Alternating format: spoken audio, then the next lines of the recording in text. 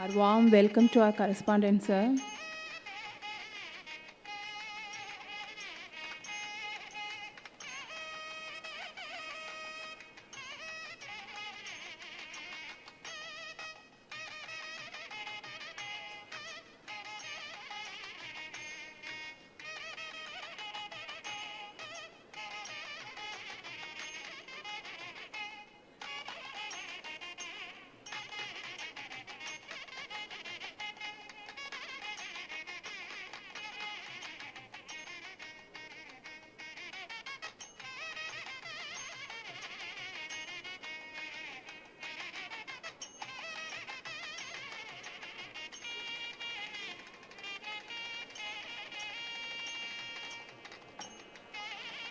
Dear students, your presence will be valued when you maintain silence and observe keenly to what Swamiji talks on Vedanta and come up with more and more number of questions on Vedanta. Please observe keenly what Swamiji talks on Vedanta and come up with your doubts and questions at the end of the session.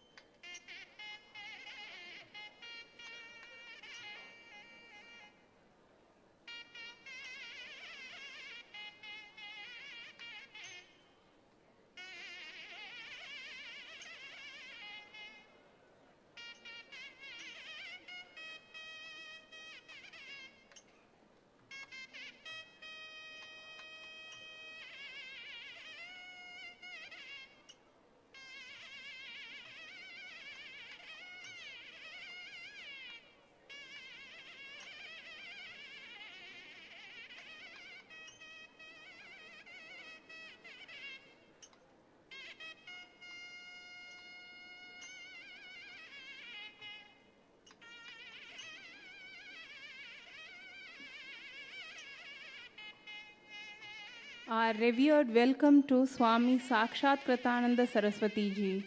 Welcome Swami ji.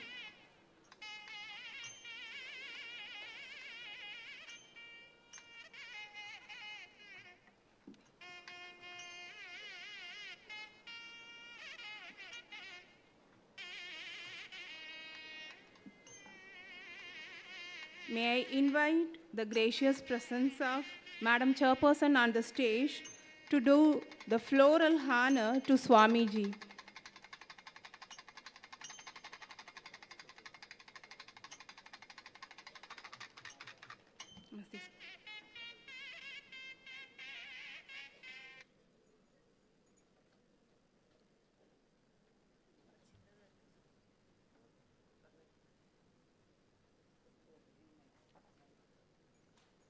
Swamiji is being garlanded by our Madam Chairperson.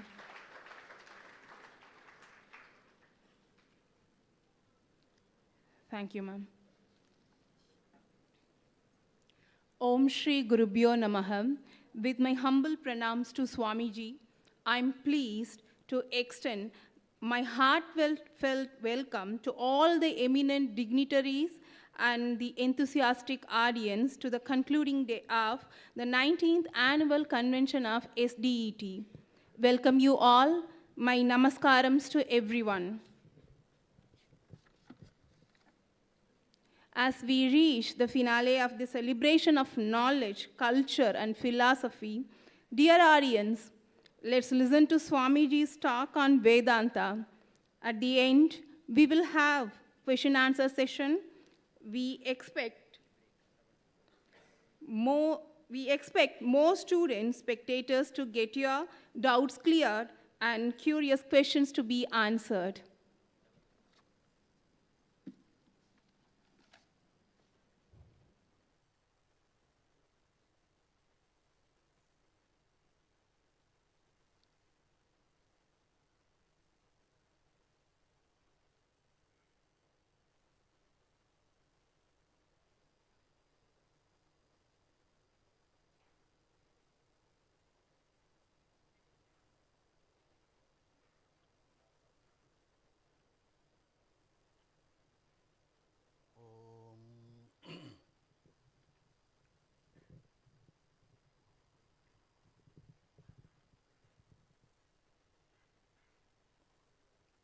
Dayakaram Dayakaram Dantam Dharma Pravartakam Pranamami Dayanandam Madacharya Param.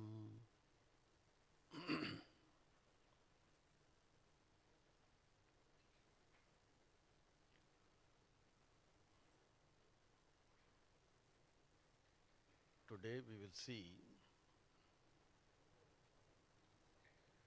the topic of Ishwara and mind.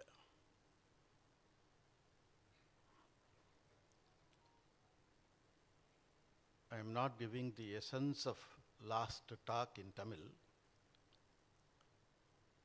It will take some time, therefore I skip.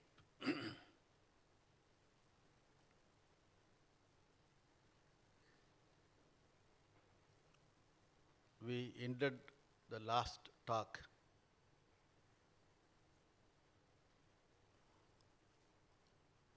asking the question,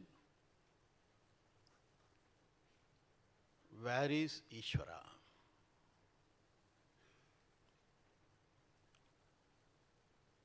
Ishwara is he or she. And what is Ishwara? All these various questions we raised, and we will see the answer to these questions. It's going to be a heavy topic. Try to understand as much as possible. If you do not understand, don't worry. You will have more occasions to listen and understand.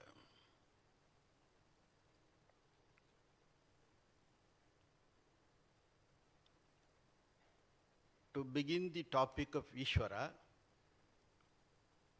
we have to begin with the world that we live in, the world that we interact, the world that we perceive.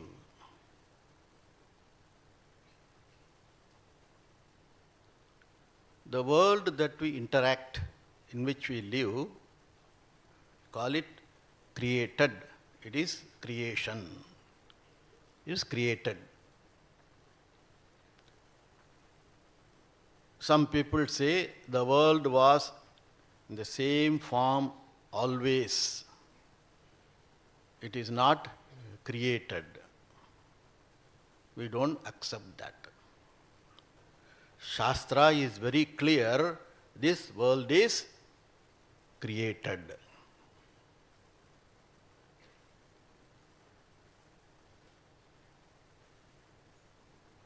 Like you create a thing which didn't exist before, an earring, it was not before, now the goldsmith creates, you have a earring. Earring is called a created thing because it was not there before creation. This goldsmith takes a part of gold, creates earring.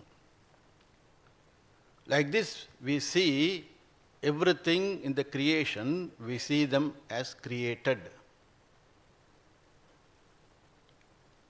We have varieties of examples to see what is created. From that, we can arrive at the definition of creation. What is creation?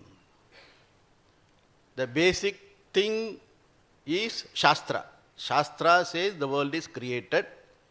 We understand logically how the world is created.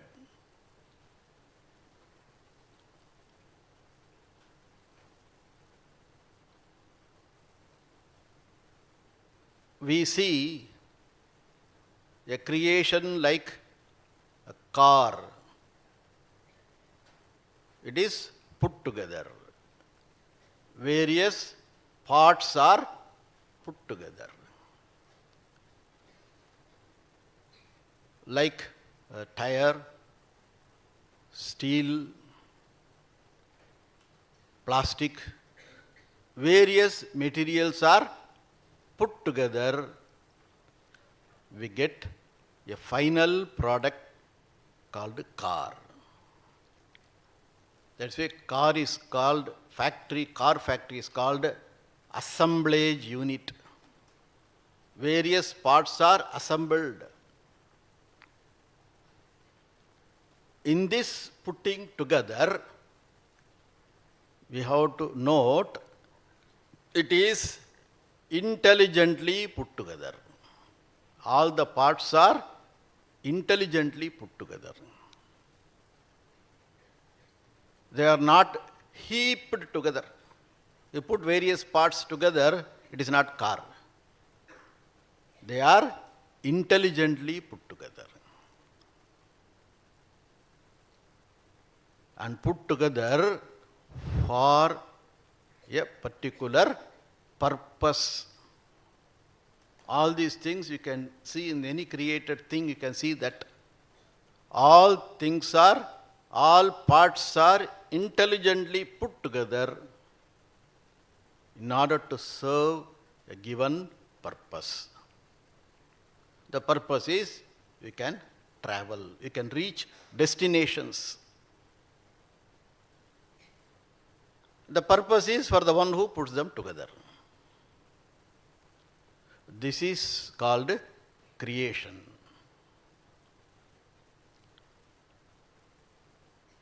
A mobile is a creation. Various parts are put together. Intelligently put together. In keeping with the purpose, you intelligently put them together. A clock, intelligently put together. We don't see them coming naturally from somewhere. A mobile, You don't come across a valley where mobiles are coming from the earth.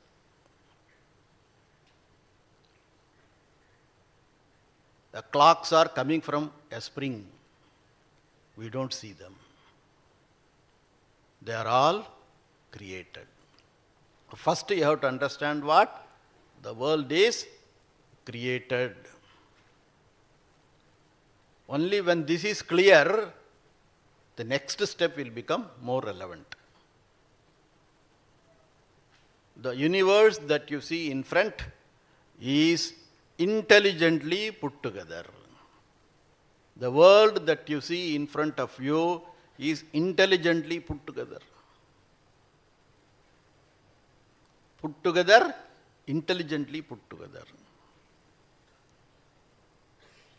To serve a purpose of experiencing them.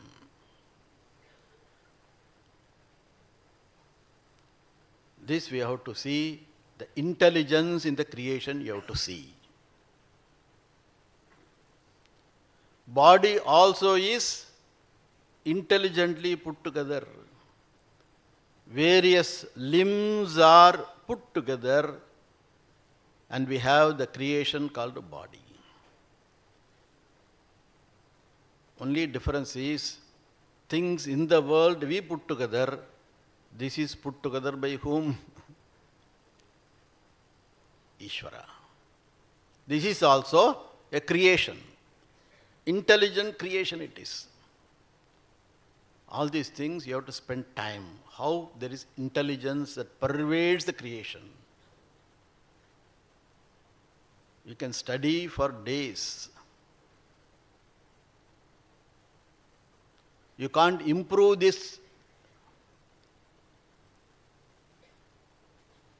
The put together that Ishwara has done, you cannot improve.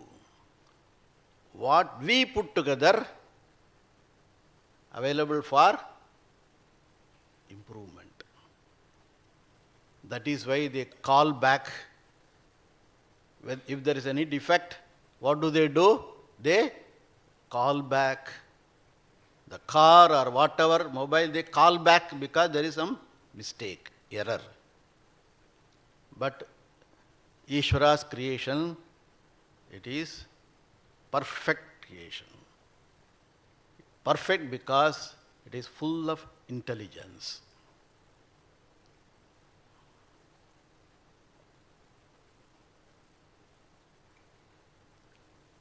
Many of you, the students, do not know this. Therefore, I will tell you.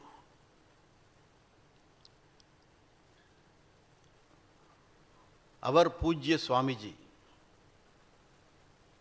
used to think.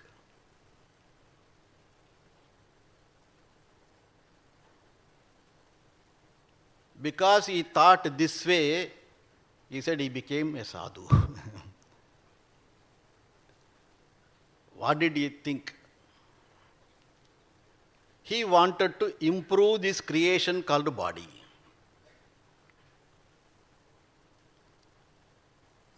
He thought, where can we improve? If it can be improved, we can send a petition to Bhagavan. Please take care of this in your next creation, next cycle of creation. He thought the face is crowded.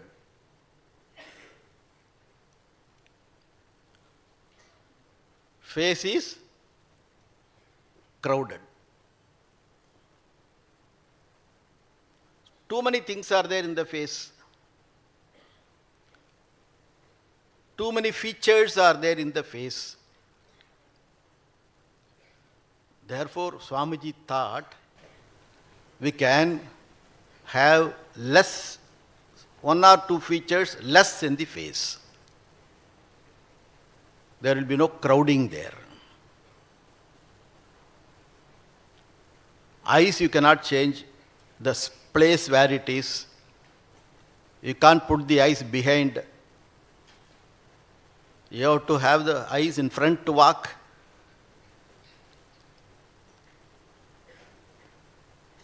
different features he thought it cannot be done anything with. Mouth has to be here only. You can't shift the mouth.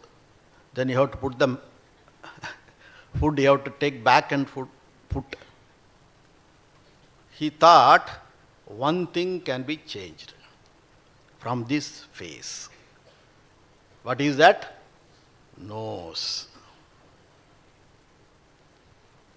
We can remove nose from here and place somewhere else.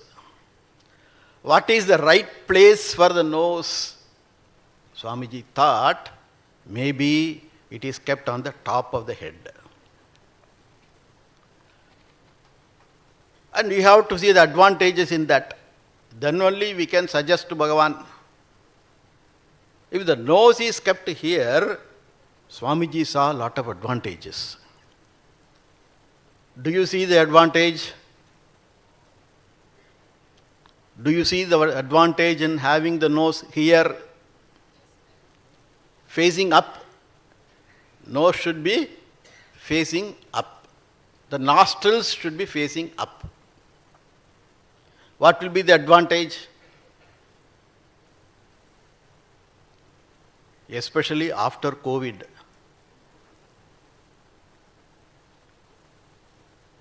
You don't have to have mask. You don't have to have mask. Somebody sneezes. Somebody coughs. We can comfortably be talking to the person in the front. Because it is what? Throws everything up. It won't come horizontally. It will go vertically.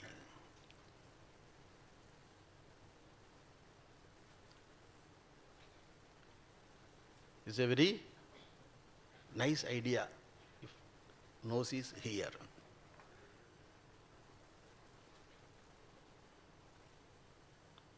Then Bhagavan is Bhagavan. There must be some reason for having the nose here. Because it is intelligent creation. Therefore, Swamiji, reviewed the idea. What is the disadvantage? We have to see. This is advantage. We have to see the disadvantage. Especially in the villages, when you enter the house, how should you enter? With bending. You enter the house, bending the head. All village houses are like that. They have got a low entry. Therefore, many times we hit the ceiling. Carefully we bend and go and exactly lift the head where the ceiling is there. Suppose you are not aware, you go fast inside, bending you go fast, nose will be left behind. Your nose will be behind. Another important thing is, when a person serves coffee and tea to different people,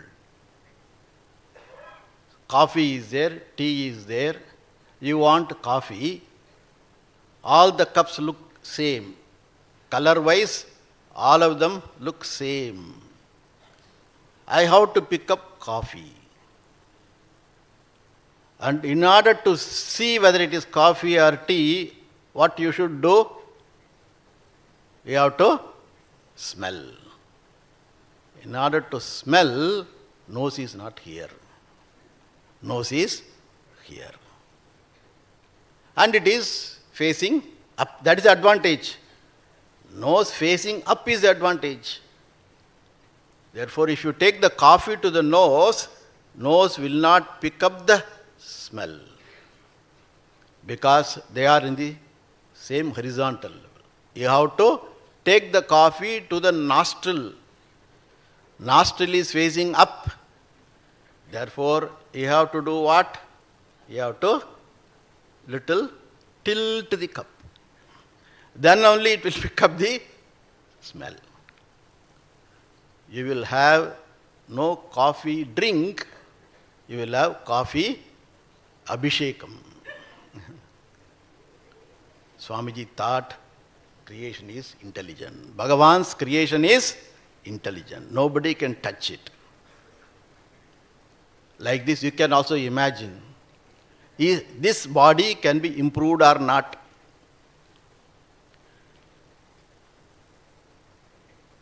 What I want to say is, creation is intelligently put together. Once you understand this, it is creation, it is intelligently put together.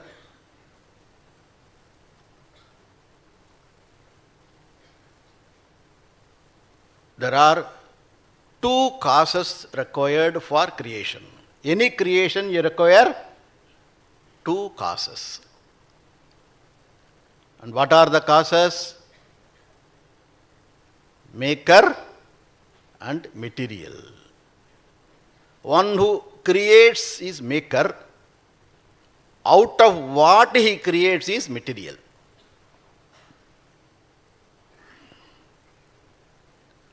Take the example of earring, golden earring. What are the two causes involved in the creation of earring? One is goldsmith. And goldsmith cannot create earring without material. And what is the material? Gold. Goldsmith is the maker, gold is the material. Pot maker is the maker, clay is the material. Carpenter is the maker, wood is the material. Weaver is the maker, threads are material. Therefore, you have got two causes. Understand this very clearly. There are two causes, maker and material.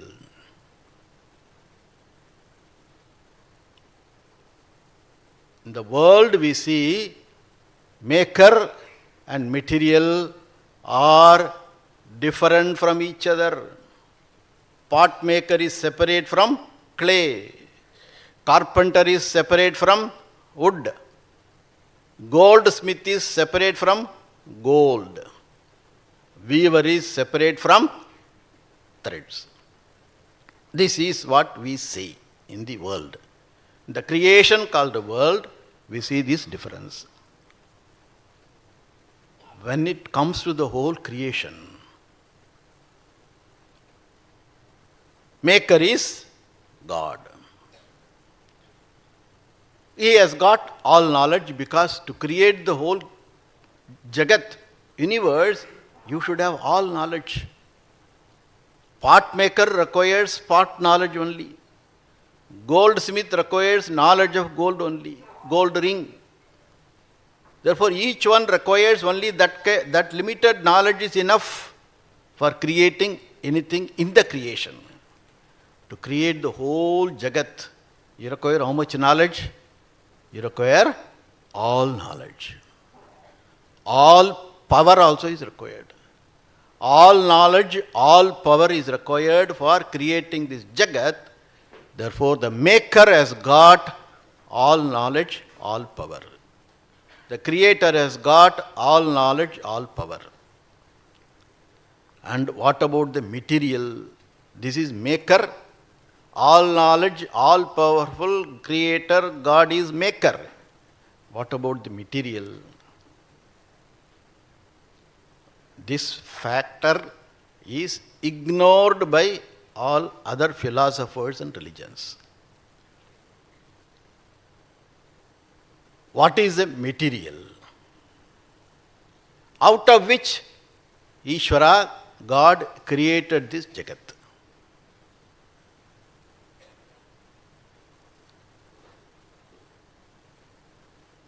Suppose material X from which Ishwara created this world.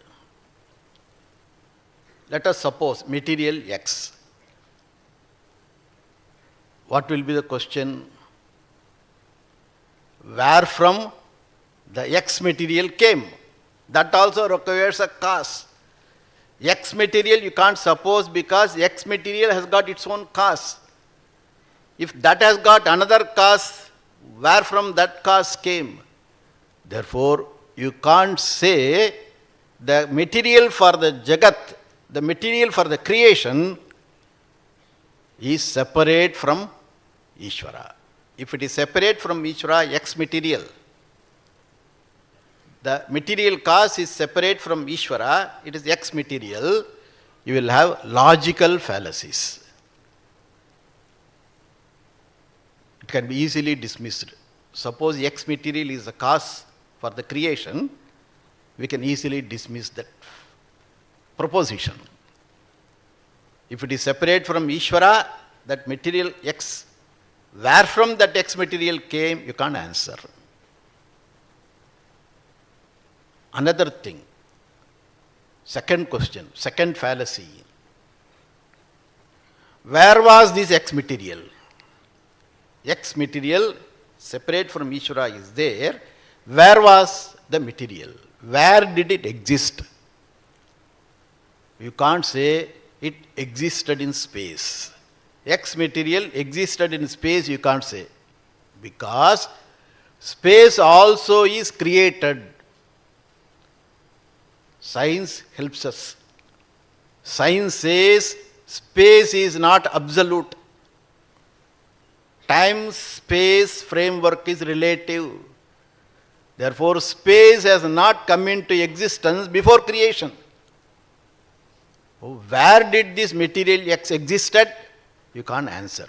You can't say it is in space because space is not yet created. Therefore, lot of logical fallacies will be there. Therefore, our Shastra reveals the maker and the material are one and the same Ishvara God. Material also is maker. Ishvara is both maker and material. Maker and material. This is a quantum jump. This is where we have to recognize it by understanding buddhi. You can't see Ishvara as the material, you can't see. We will see how, further we will see.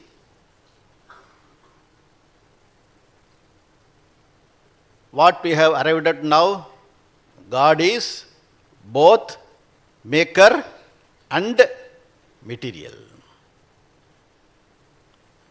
This reveals an important fact.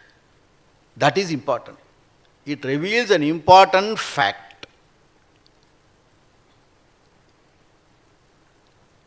If it is a golden world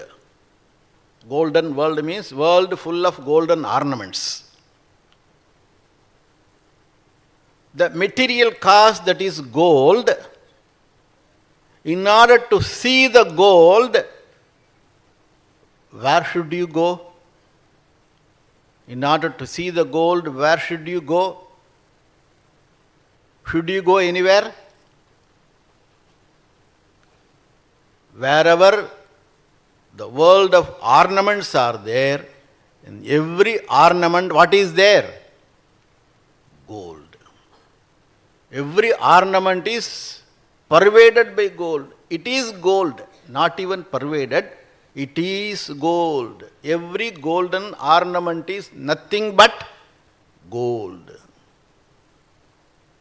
In order to see gold, you don't have to go anywhere except what? The created ornaments of gold. You have to go to the creation. With respect to gold, go to the creation called world of ornaments. To see the clay, which is material cause for pots. To see clay, where should you go? Go to the world of clay products, pots, lids, everywhere.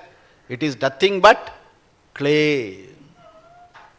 The material cause is in the form of effect, in the form of product. In order to see material cause, you don't have to go anywhere. To see the wood, any product of wood is enough. Chair, table, all that is made of wood. You can see wood everywhere. In fact, everywhere is not the word, everything is wood.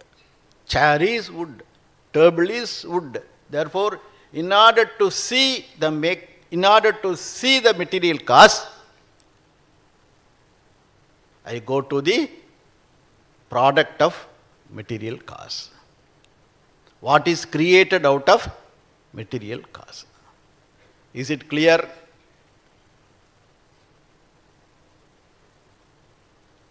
If this is so, God is the material for this creation. In order to see God, where should you go? God is the material cause for this world. In order to see God, where you have to go? Vaikuntha or Kailasa? Where you have to go? You don't have to go anywhere. You can see the God in His creation because He is the material cause. He is in the form of creation. As material cause, God is in the form of creation. As material cause, gold is in the form of creation called world of ornament. In order to see God, you see the God in the creation which is manifestation of material cause. Ishwara as material cause is in the form of creation.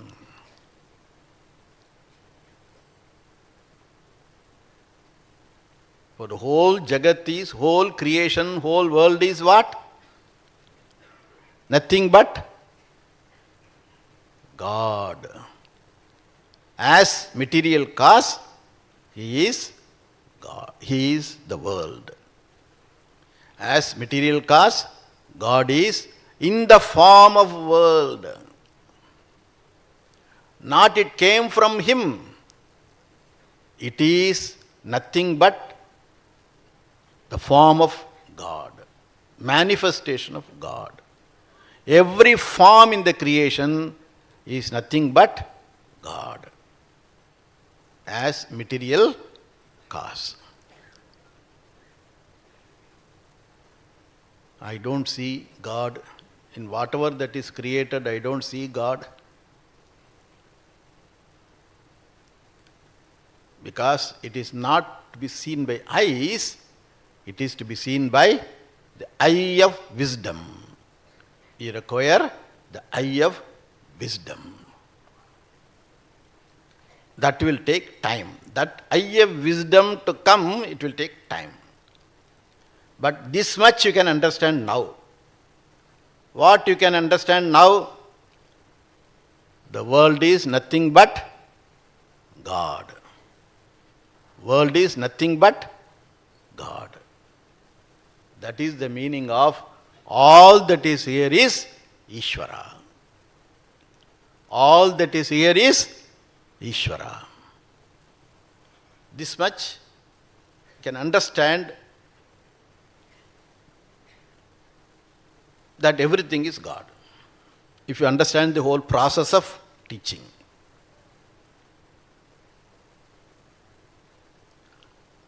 If the whole thing is God, everything that you see here is God,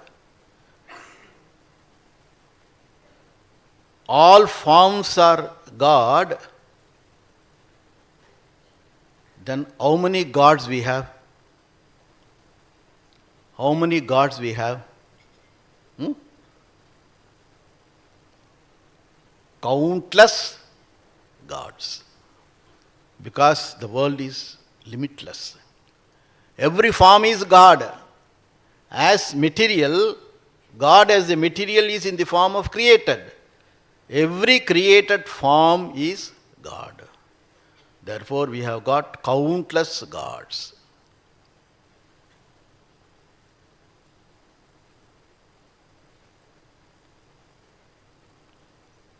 Therefore, we worship everything. See, understand our culture. We worship everything.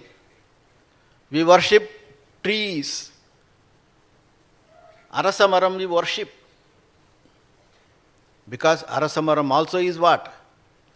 God. Animals we worship. Cow we worship. Cow also is God. Rivers we worship. Rivers also God. Snake we worship. Snake also is God. Tell me what we do not worship. Initially, we worship wherever there is glory there. Glory, wonderful forms, glorious forms, astonishing forms, divine forms. We worship initially so that we can see God there. Because of our tradition, we are born in that tradition, we can see Ishwara, divinity in such glorious things initially. Therefore, all these things I said, easy to worship. Cow we can worship. Elephant we can worship. Rivers we can worship.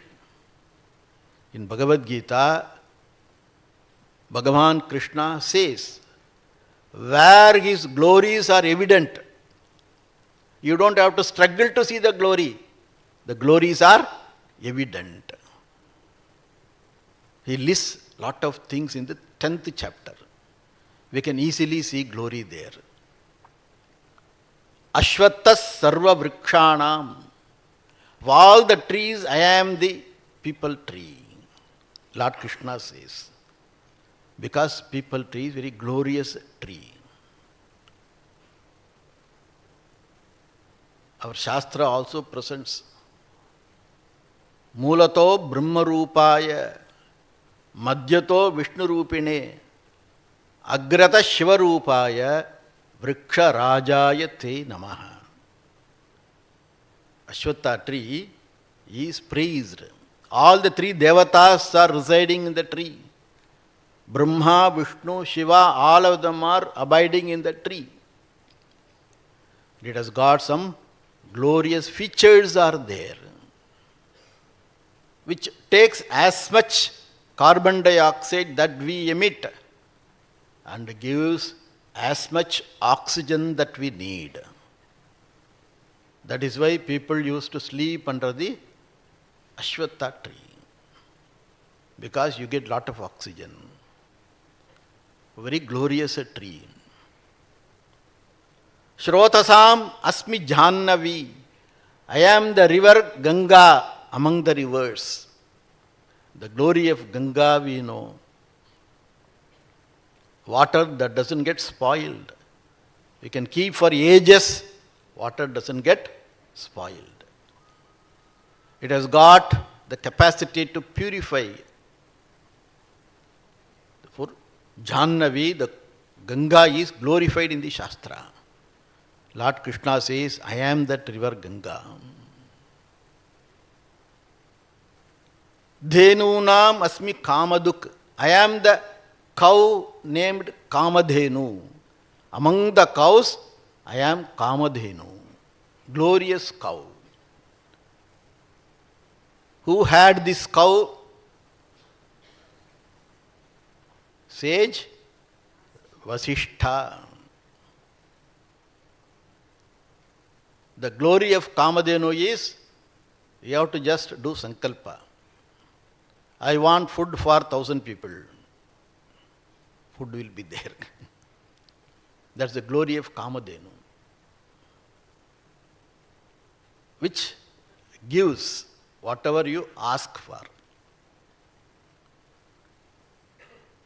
Airavatam Gajendranam. Among the elephants, I am Airavata, elephant of Indra, a glorious elephant. Bhagavan says, I am that Airavata.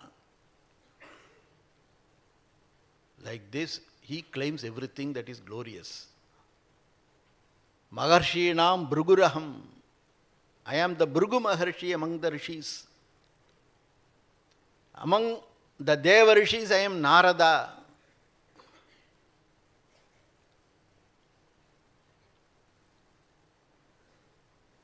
Like this, you have got a huge list is there. First we see these glorious manifestations of Ishwara, we see in the creation, we can identify. We can see them as manifestation of Ishwara. So that in course of time, as our mind matures, we can see Ishwara in everything. We can see Ishwara as everything. Not in everything, everything is Ishwara. Initially in everything, later everything as Ishwara.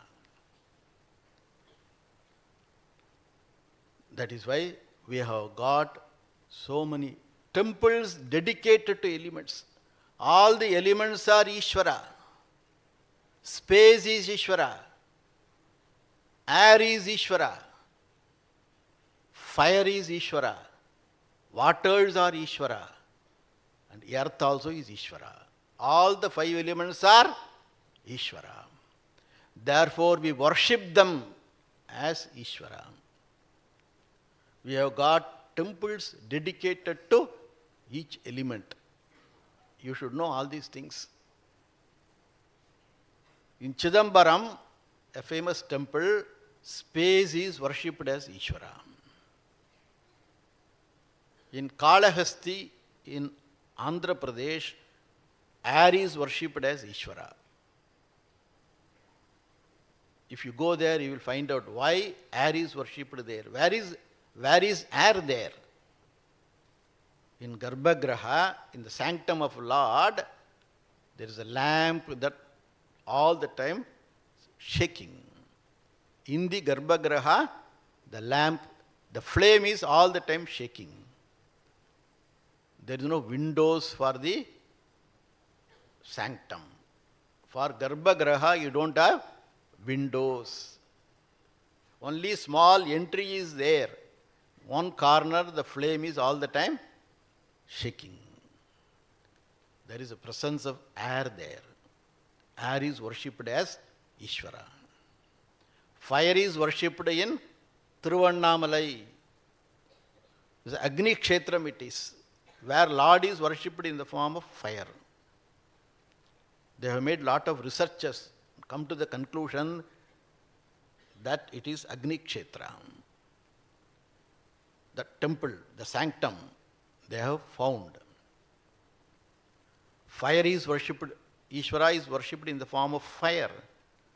Ishvara is worshipped in the form of waters. In Tiruchirappalli, there is a temple where water is worshipped. Because all the time in the sanctum, there is a water that is there. Not water is poured. Water is there. Somewhere it is keep coming. Therefore, earth is Kanchipuram, where the Lord is worshipped in the form of, Linga is in the form of earth. Earth is worshipped as Bhagavan there. Like this, everything is worshipped. Even people can be worshipped. Everybody can be worshipped. If you start worshipping him, he will resist. I am not God. He cannot accept the worship because he feels I don't have the qualities to be worshipped. Therefore, we don't worship others. We worship only sadhus. They don't reject, they don't resist. Therefore, the whole creation is Ishwara. All that is here is Ishwara. Where is Ishwara? Answer is given. Where is Ishwara? Ishwara is everywhere. In order to see Ishwara everywhere, you have to do some homework.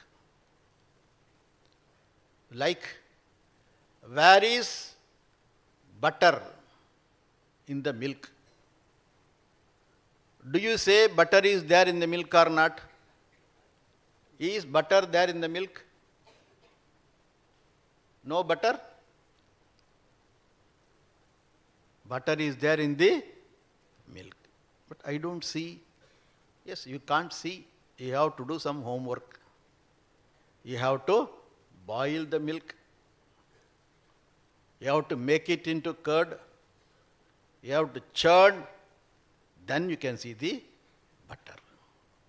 Similarly, you have to do a lot of homework here. You have to prepare your mind. You have to churn the mind in order to see, gain this eye of wisdom. With that eye of wisdom, you can see everything is Ishwara. Because you transcend. In that eye of wisdom, you transcend what you see. What you see is name and form. All are forms. You transcend the form, you see one tattva is there, Ishwara tattva is there, which is pervading the entire creation. The superficial name and form you resolve. This body is a form, having a name. Everything in the creation is a name and form. You resolve the name and form by the eye of wisdom. You can discover one Ishwara pervading the whole creation. You don't worry about that. You have to concentrate on your studies now. This is for just knowing. All that I say is just for knowing. All that is here is Ishwara because of what? Because Ishwara is the material cause for the creation. That is the basis for our culture. All that is here is Ishwara is the basis for our culture. Basis for our way of life. It's a basis for our way of life. Therefore, we don't have something as secular, something as religious. When everything is Ishwara, can you separate something as secular? You know what is secular? Secular means what? Free from religion. We don't have anything secular because everything is what? Ishwara.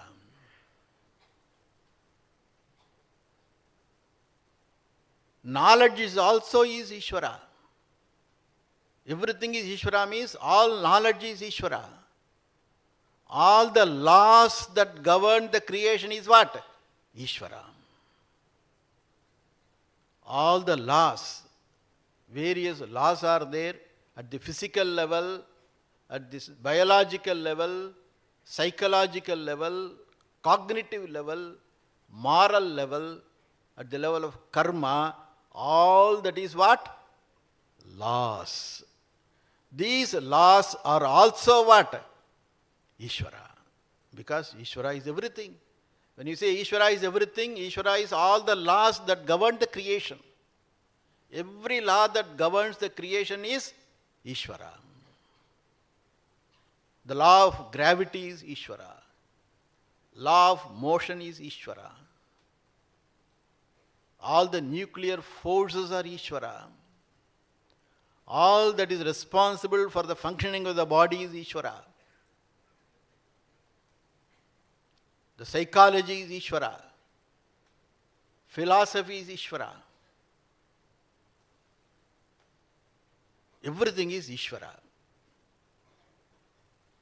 When you learn some discipline of knowledge, what you are doing, you are opening into Ishvara. When you study something, understand, you are understanding Ishvara. Because everything is Ishvara. The study also is connected to religion. For nothing, therefore, now you see this fact. Because everything is Ishvara, because all the laws that govern the creation are Ishvara, all the laws that govern your own functioning is Ishvara, body functioning is Ishvara, everything is Ishvara. Therefore, are you away from Ishvara any time?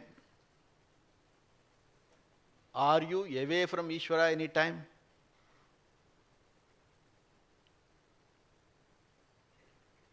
When I talk, I am talking because of Ishvara.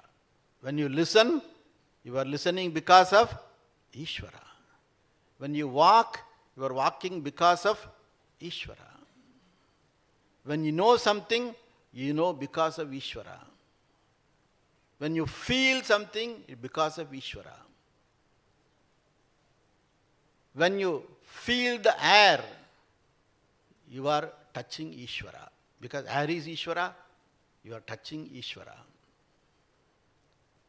You see, because of the light of sun, the sun is Ishvara. Because of sun, you see. Because of your eyes blessed by sun, you see. That is because of Ishvara. Everything is pervaded by Ishvara. Everything is Ishvara. Therefore, I am not separate from, I am not away from Ishvara at any time. The law of karma also is Ishvara. Moral laws are Ishvara. Therefore, I can't rub against the moral infrastructure. The law of karma is Ishvara. Therefore, I can relax. In the court of Ishvara, you won't get anything that is not due to you. You will get everything that is due to you. You will not get anything that is not due to you in the court of Ishvara. He is in the form of law of karma. These are all infallible laws. Everything is infallible in the creation. All the laws are infallible in the creation, including law of karma. Therefore, I can relax in the lap of Ishvara. Then do whatever is to be done. Relax in the lap of Ishvara. Trust the laws of Ishvara. He is in the form of laws. Therefore, I can relax and do whatever is to be done. With this understanding, you can do whatever you want to do without stress and strain. Study well. When you study, with prayer you study. You are looking into Ishvara when you study. And write well. And whatever result comes, it is Ishvara. It is in keeping with your effort. It is in keeping with your karma phalam. Therefore, you relax in the result also. Learn from the action. Do better. Again, relax in the lap of Ishvara. When you understand this, life becomes a pleasant life. Now, this Ishvara is he or she. Ishvara is he or she.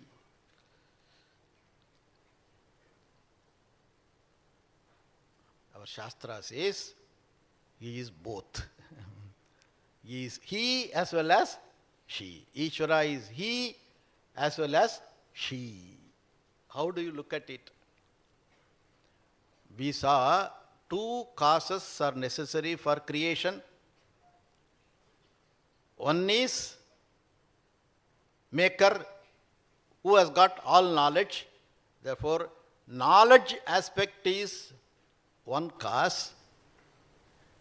Material aspect is another cause. One is knowledge aspect, another is material aspect. Maker and material we saw. When you look at the cause from the standpoint of knowledge, Ishwara is called He. When you look at the cause from the aspect of material cause, Ishwara is called as She. Therefore, intelligent cause is He, material cause is She. Both are one Ishwara.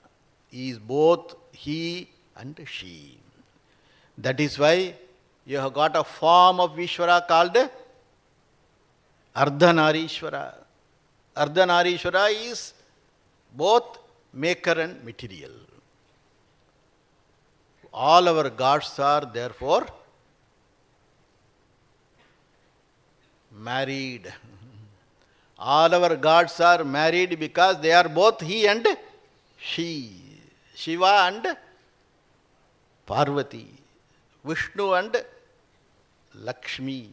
Brahma and Saraswati. Any god you take, there is no he alone or she alone. It's a combination of both. That is why you can see the foolishness of presenting the God as Father in heaven. Father in heaven. Father came from where? Father is widower. Father came from where? They swallow. There is no father without his mother. Therefore, our religion, our dharma, our shastra presents Ishwara as both maker and material, both he and she. Because both are necessary for creation. We can see all these things, you can see very clearly, you can see. And therefore, the whole creation is Ishwara. Because it is material cause, therefore we present whatever is created, we present as goddess. The material became the creation. Therefore we call the whole creation we see as manifestation of Shakti. Manifestation of Shakti. Ishvara is intelligent cause. The material cause is goddess. Therefore the whole creation is looked upon as what? Manifestation of goddess. Therefore the whole creation is nothing but Ashtalakshmi. Ashtalakshmi. Ashtalakshmi covers the entire creation. Anything is left out of 8 Lakshmis, nothing. Because includes Vidya also. Saraswati is Vidya Devi. All the Ashtalakshmis are resources, wealth, children, everything, Dhairyam, Dhanyam, Yasas, everything is Lakshmi. Therefore, knowledge is Saraswati. For Lakshmi and Saraswati covers the entire creation. Anything is left out, if you see, nothing is left out. The whole creation is present manifestation of one goddess. We can, if you understand these facts, one more thing you have to know. The Puranas, all the time people ask questions based on Puranas.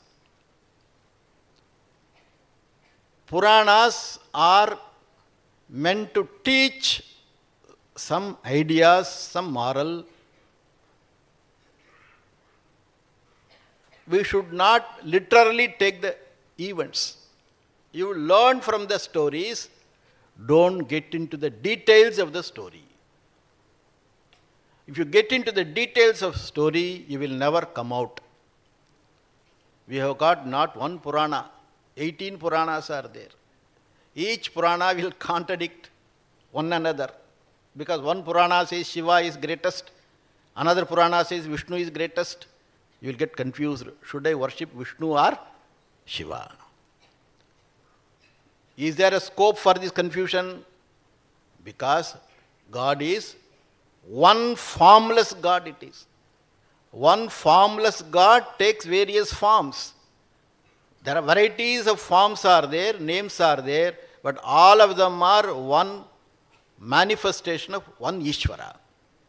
One Ishwara manifest in all these various forms. You can worship any form, you are worshipping whom? Ishwara. One Ishwara you are worshipping through any form. Through any form you can invoke Ishwara.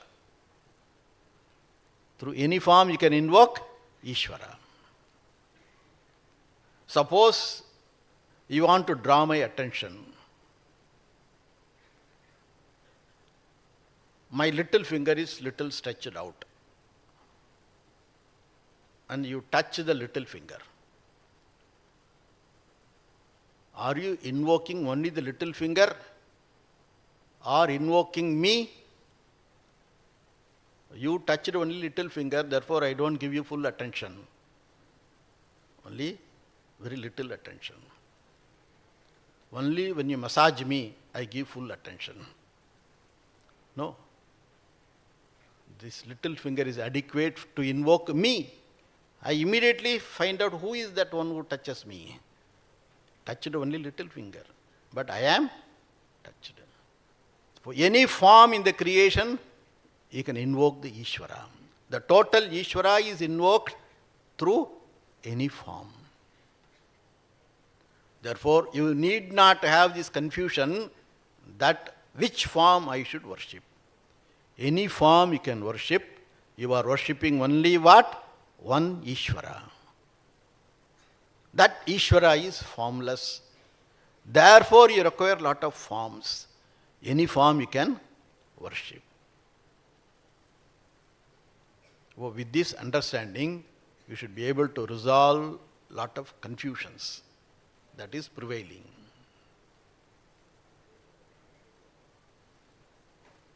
In the next session, we will talk about mind and various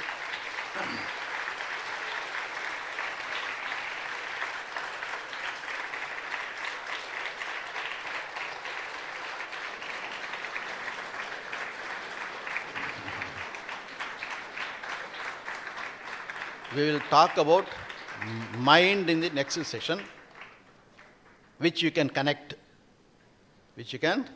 to yourself, various aspects of mind, how to manage the mind, how to grow without complexes. Like this, various topics on mind we will see. Now we can ask questions.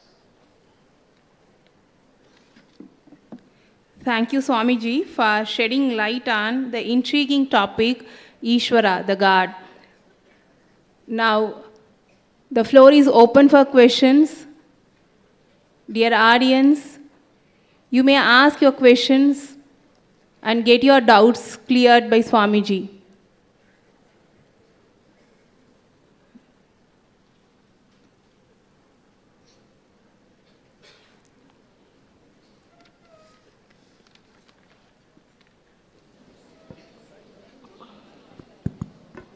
Namaste Swamiji, I am Sinuja, first become third section. உபன்யாசங்களில் சகலம் நிஷகலம் என்கிறார்களே, அப்படி என்றால் என்ன? சகலம் நிஷ்கலம். நிஷகலம். சகலம் நிஷகலம். நிஷ்கலம். நிஷ்கலம். சகலம் என்றால் கலைகளோடு உள்ளது. அதுக்கு பேர் சகலம். கலைகள்னா பார்ட்ஸ். எதற்கு பார்ட்ஸ் இருக்கிறதோ, அவயவங்கள் இருக்கிறதோ, அதற்கு பேர் சகலம். அவயவங்கள் உள்ளதுக்கு பேர் சகலம், அவயவங்கள் இல்லாததுக்கு பேர் நிஷ்கலம். அவயவங்கள் இல்லாததுங்கிறது ஃபார்ம்லெஸ், ஃபார்ம்லெஸ்க்கு நிஷ்கலம் சொல்லுவோம். ஃபார்ம்ஸ் இருக்கிறதுக்கு சகலம். Forms can be in the form of attributes also. Attributes also, that you say sagunam nirgunam, sakalam nishkalam. அதனால் இந்த பார்ட்ஸ் இருக்கிறதுக்கு பேர் சகலம். தேங்க்யூ சாமிஜி. நம்மளாம் என்ன சகலம் சகலம் ஏன்னா நிறைய பார்ட்ஸ் எல்லாம் இருக்கு. அதனால் we are all சகலம். இறைவன் நிஷ்கலம், நிஷ்கலம், ஃபார்ம் இல்லாதவர். ஃபார்ம் இல்லாதவர் ஆனால் நிறைய ஃபார்ம் இருக்கு. ஃபார்ம் இல்லாதவர் நிறைய ஃபார்ம் இருக்குங்கிறது பின்னாடி தெரிஞ்சுக்கலாம் இப்படின்ட்டு. Thank you Swamiji.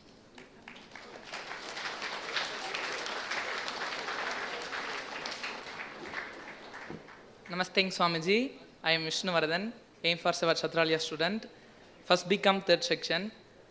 Engum Shivamayam, Engeyum Shivamayam, Mannum Shivam, Vinnum Shivam, Kedum Shivam, Geedam Shivam, Udalum Shivam, Uyirum Shivam, Pranavam Shivam, Brahmam Shivam, Sharvam Shivam, Sakalamam Shivam, Ningalam Shivam, Nanum Shivam, Ivalam Shivam, Ivalam Shivam, Avalam Shivam.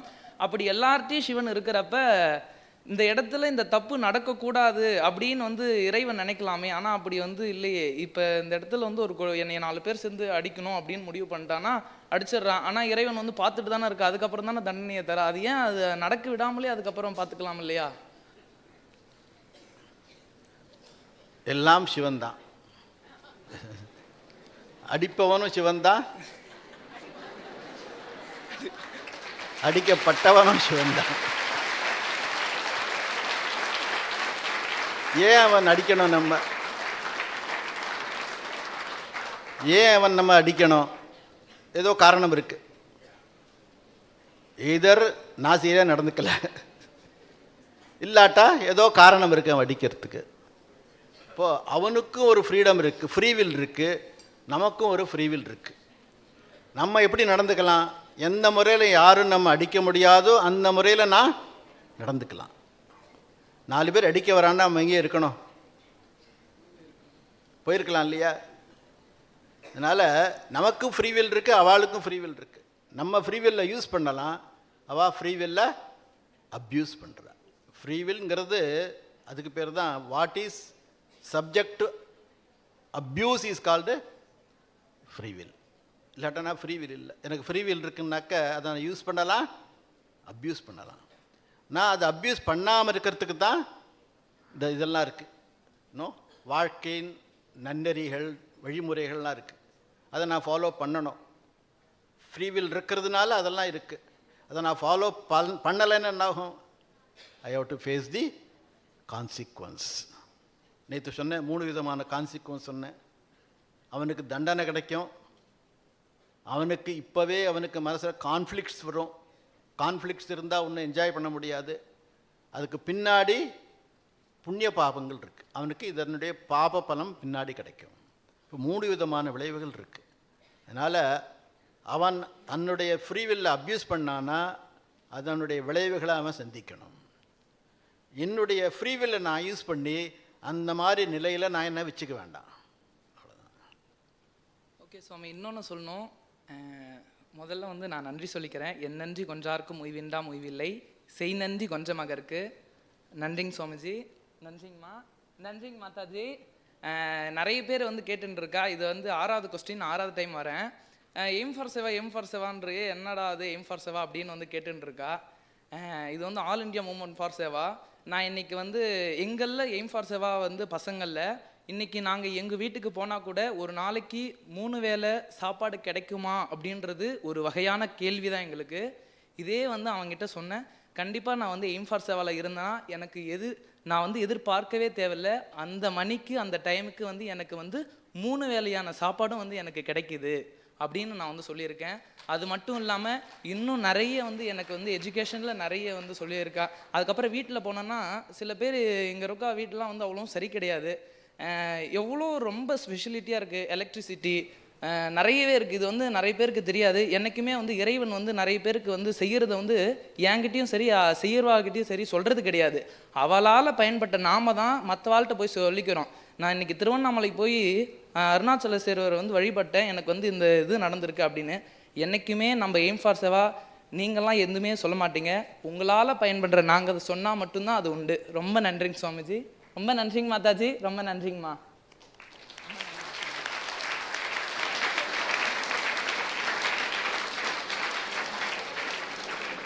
Namaste Swamiji. I am B Harni, first year BCom செய்ய. சொர்க்கம் நரகம் பற்றி உங்களின் கருத்து என்ன? சொர்க்கம்ங்கிறது நம்முடைய புண்ணிய கர்மாக்கள் இருக்கு இல்லையா, அதனுடைய பலன். சொர்க்கம்ங்கிறது சாஸ்திரத்தில் சொல்லியிருக்கு. அதை பற்றி சொர்க்கம்ங்கிறது ஒரு மகிழ்ச்சியான இடம். அங்கே பயம் கிடையாது. சொர்க்கத்தில் பயம் கிடையாது. பயம் கிடையாதுன்னு என்ன அர்த்தம்? அங்கே யம பயம் கிடையாது. சொர்க்கத்தில் யம பயம் கிடையாது. யமனுக்கு அங்கே வீசா கிடையாது. சொர்க்கலோகத்துக்கு போகிறதுக்கு யமனுக்கு வீசா கிடையாது. அதனால் யம பயம் இல்லாமல் அங்கே இருக்கலாம். அங்கே பசிதாகமெல்லாம் கிடையாதான். பசிதாகம் தான் நமக்கு பெரிய ப்ராப்ளம். பசிதாகம் கிடையாது அங்கே. அங்கே மூப்பு கிடையாது.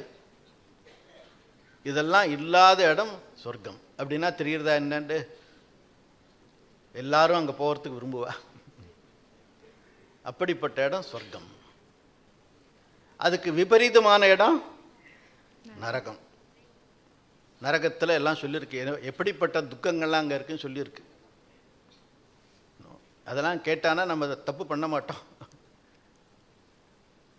நன்றி சுவாமி. நம்ம இங்கே இருக்க இந்த கடல் மாவு தான் தண்ணியில் கழிச்சு அதை நெய்யில் போடுறோம், எண்ணெயில் போடுறோம் பக்கோடா பண்ணுறதுக்கு. அங்கெல்லாம் இந்த பக்கோடாக்கு யார் மெட்டீரியல் காசு? நம்ம தான். தப்பு பண்ணினா நரகத்தில் இந்த மாதிரிலாம் ஆகும். நம்மளை கொதிக்கிற எண்ணெயில் போட்டு வறுப்பாங்க. இப்படிலாம் சொல்லியிருக்கு. இந்த மாதிரி பலவிதமான அங்கே துக்கங்கள் இருக்குங்க. இது சொர்க்கங்கிறது ஒன்று, நரக்கங்கிறது ஒன்று. இது ரெண்டுமே என்ன? ஒன்று இருக்க புண்ணிய கர்மாவனுடைய பலன், இன்னொன்று பாப கர்மாவனுடைய பலன். அதனால் இந்த ஜென்மாவில் நம்ம புண்ணியம் பண்ணணும், பாபம் பண்ணக்கூடாது. இப்படி பண்ணினானாக்க சொர்க்கத்துக்கு போகலாம். புண்ணியம் பண்ணினா நரகத்துக்கு போகலாம், பாவம் பண்ணினா. அது ரெண்டும் நம்ம பண்ணக்கூடாது.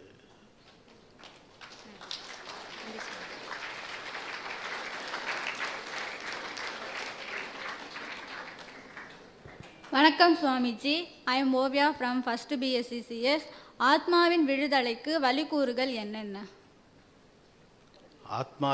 ஆத்மாவின் விடுதலைக்கு வழி.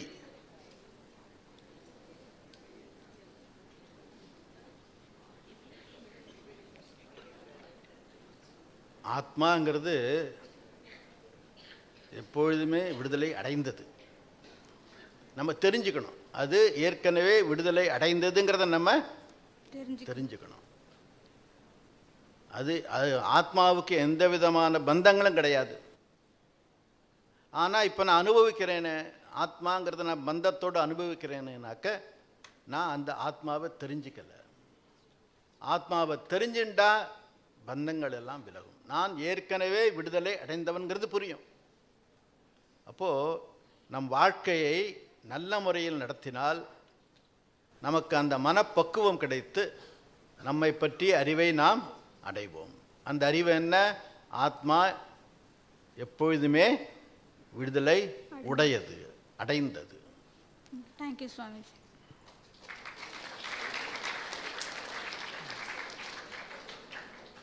நமஸ்தே சுவாமிஜி.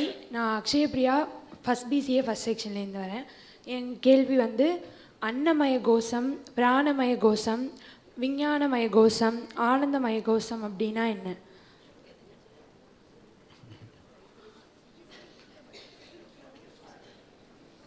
இதெல்லாம் இந்த கோஷங்கள்ங்கிறது நம்முடைய வேரியஸ் பர்சனாலிட்டிஸ், நமக்கு நிறைய பர்சனாலிட்டிஸ் இருக்குது. உடம்புங்கிறது ஒரு ஃபிசிக்கல் பர்சனாலிட்டி, இந்த உடம்பு. இதற்கு பேர் அன்னமய கோஷம். இதற்கு பேர் அன்னமய கோஷம். இது ஏன் அன்னமய கோஷங்கிறோம்? இதில் இது இருக்க அன்னத்தினால உண்டானது, அன்னத்தினால வளர்வது, அன்னத்தில் போய் சேர்றது. இறந்த பிறகு எங்கே போகிறது? இது பூமிக்கு போகிறது. அது இன்னும் மற்றவர்களுக்கு அன்னமாகிறது. அதனால் இது அன்னத்திலிருந்து பிறந்தது, அன்னத்தினால் வளர்வது, அன்னத்தை சென்று அடைவது. இதற்கு பேர் அன்னமய கோஷம். இதற்கப்புறம் பிராணமய கோஷம். இன்னும் கொஞ்சம் உள்ளே போனால் பிராணமய கோஷம். இந்த பிராணங்கிறது நாம் உள்வாங்கும் வெளிவிடும் மூச்சு. இந்த மூச்சு உள்ளே சென்று பலவிதமான காரியங்களை செய்கிறது. நமக்கு நிறைய உள்ள ஒரு பெரிய ஃபேக்ட்ரியே இருக்குது உள்ள. அந்த ஃபேக்ட்ரி நடத்துவது எது? பிராணம், பிராணமயம், காற்று, மூச்சு காற்று. இந்த மூச்சு காற்று பல வகையாக பிரிந்து பலவிதமான செயல்களை செய்கிறது. அது பிராணமய கோஷம். பிராணமயம்னா இந்த மூச்சு மட்டும் இல்லை, மூச்சு உள்ளே போய் என்னெல்லாமோ பண்ணுறது. டைஜஷன் நடக்கிறது, சர்க்குலேஷன் நடக்கிறது, பலவிதமான செயல்கள் நடக்கிறது உள்ள. வேண்டாதவற்றை வெளியேற்றுகிறது, உள்ளிருந்து வேஸ்ட் அதெல்லாம் வெளியேற்றுகிறது. அப்போது இது இருக்க பிராணமய கோஷம். மனோமய கோஷங்கிறது மனசு. மனசை பற்றி நம்ம பேச போகிறோம். மனோமய கோஷம் இன்னும் உள்ளே போனால் மனோமய கோஷம். அதுக்கு உள்ளே போனால் விஞ்ஞானமய கோஷம், அறிவு.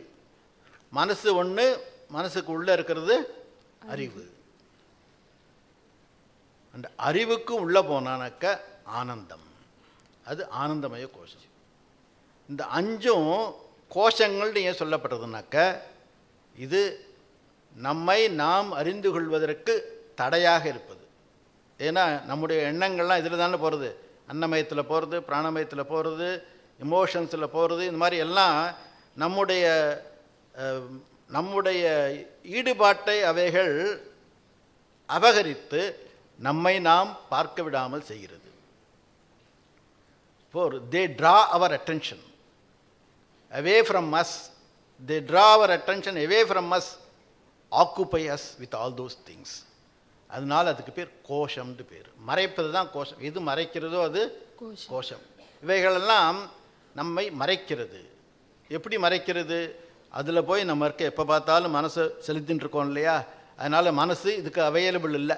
நம்மை நாம் பார்ப்பதற்கு மனசு அவைலபிளாக இல்லாததுனால அதற்கு பேர் கோஷம்னு பேர்.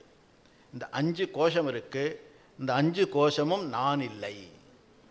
இந்த 5 கோஷமும் நான் இல்லை.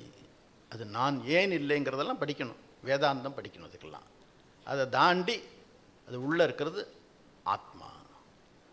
உள்ளே இருக்குன்னு சொல்கிறோம். அப்புறம் அது வெளியிலும் இருக்கிறது, உள்ளிலும் இருக்கிறது. உள்ளும் புறமும் திரிந்த செல்வமே சிவபெருமானே. உள்ளும் புறமும் திரிந்த செல்வமே. உள்ளே இருக்குது, வெளியிலையும் இருக்குது. முதல்ல நம்ம உள்ளே பார்க்கணும். உள்ளே பார்த்தா அதுதான் வெளியிலையும் இருக்குங்கிறது தெரியும். இந்த 5 கோஷத்தையும் அதனால தான் தாண்டி போனோம் சொல்கிறோம். தேங்க்யூ சுவாமிஜி.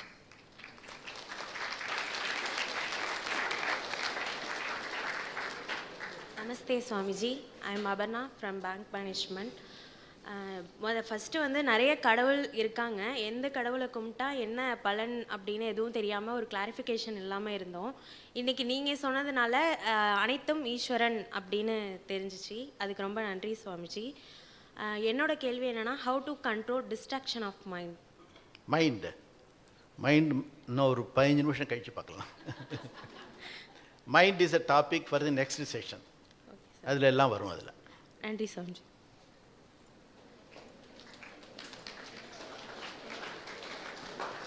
நமஸ்தே Swamiji. I am from 3rd BCom bank management.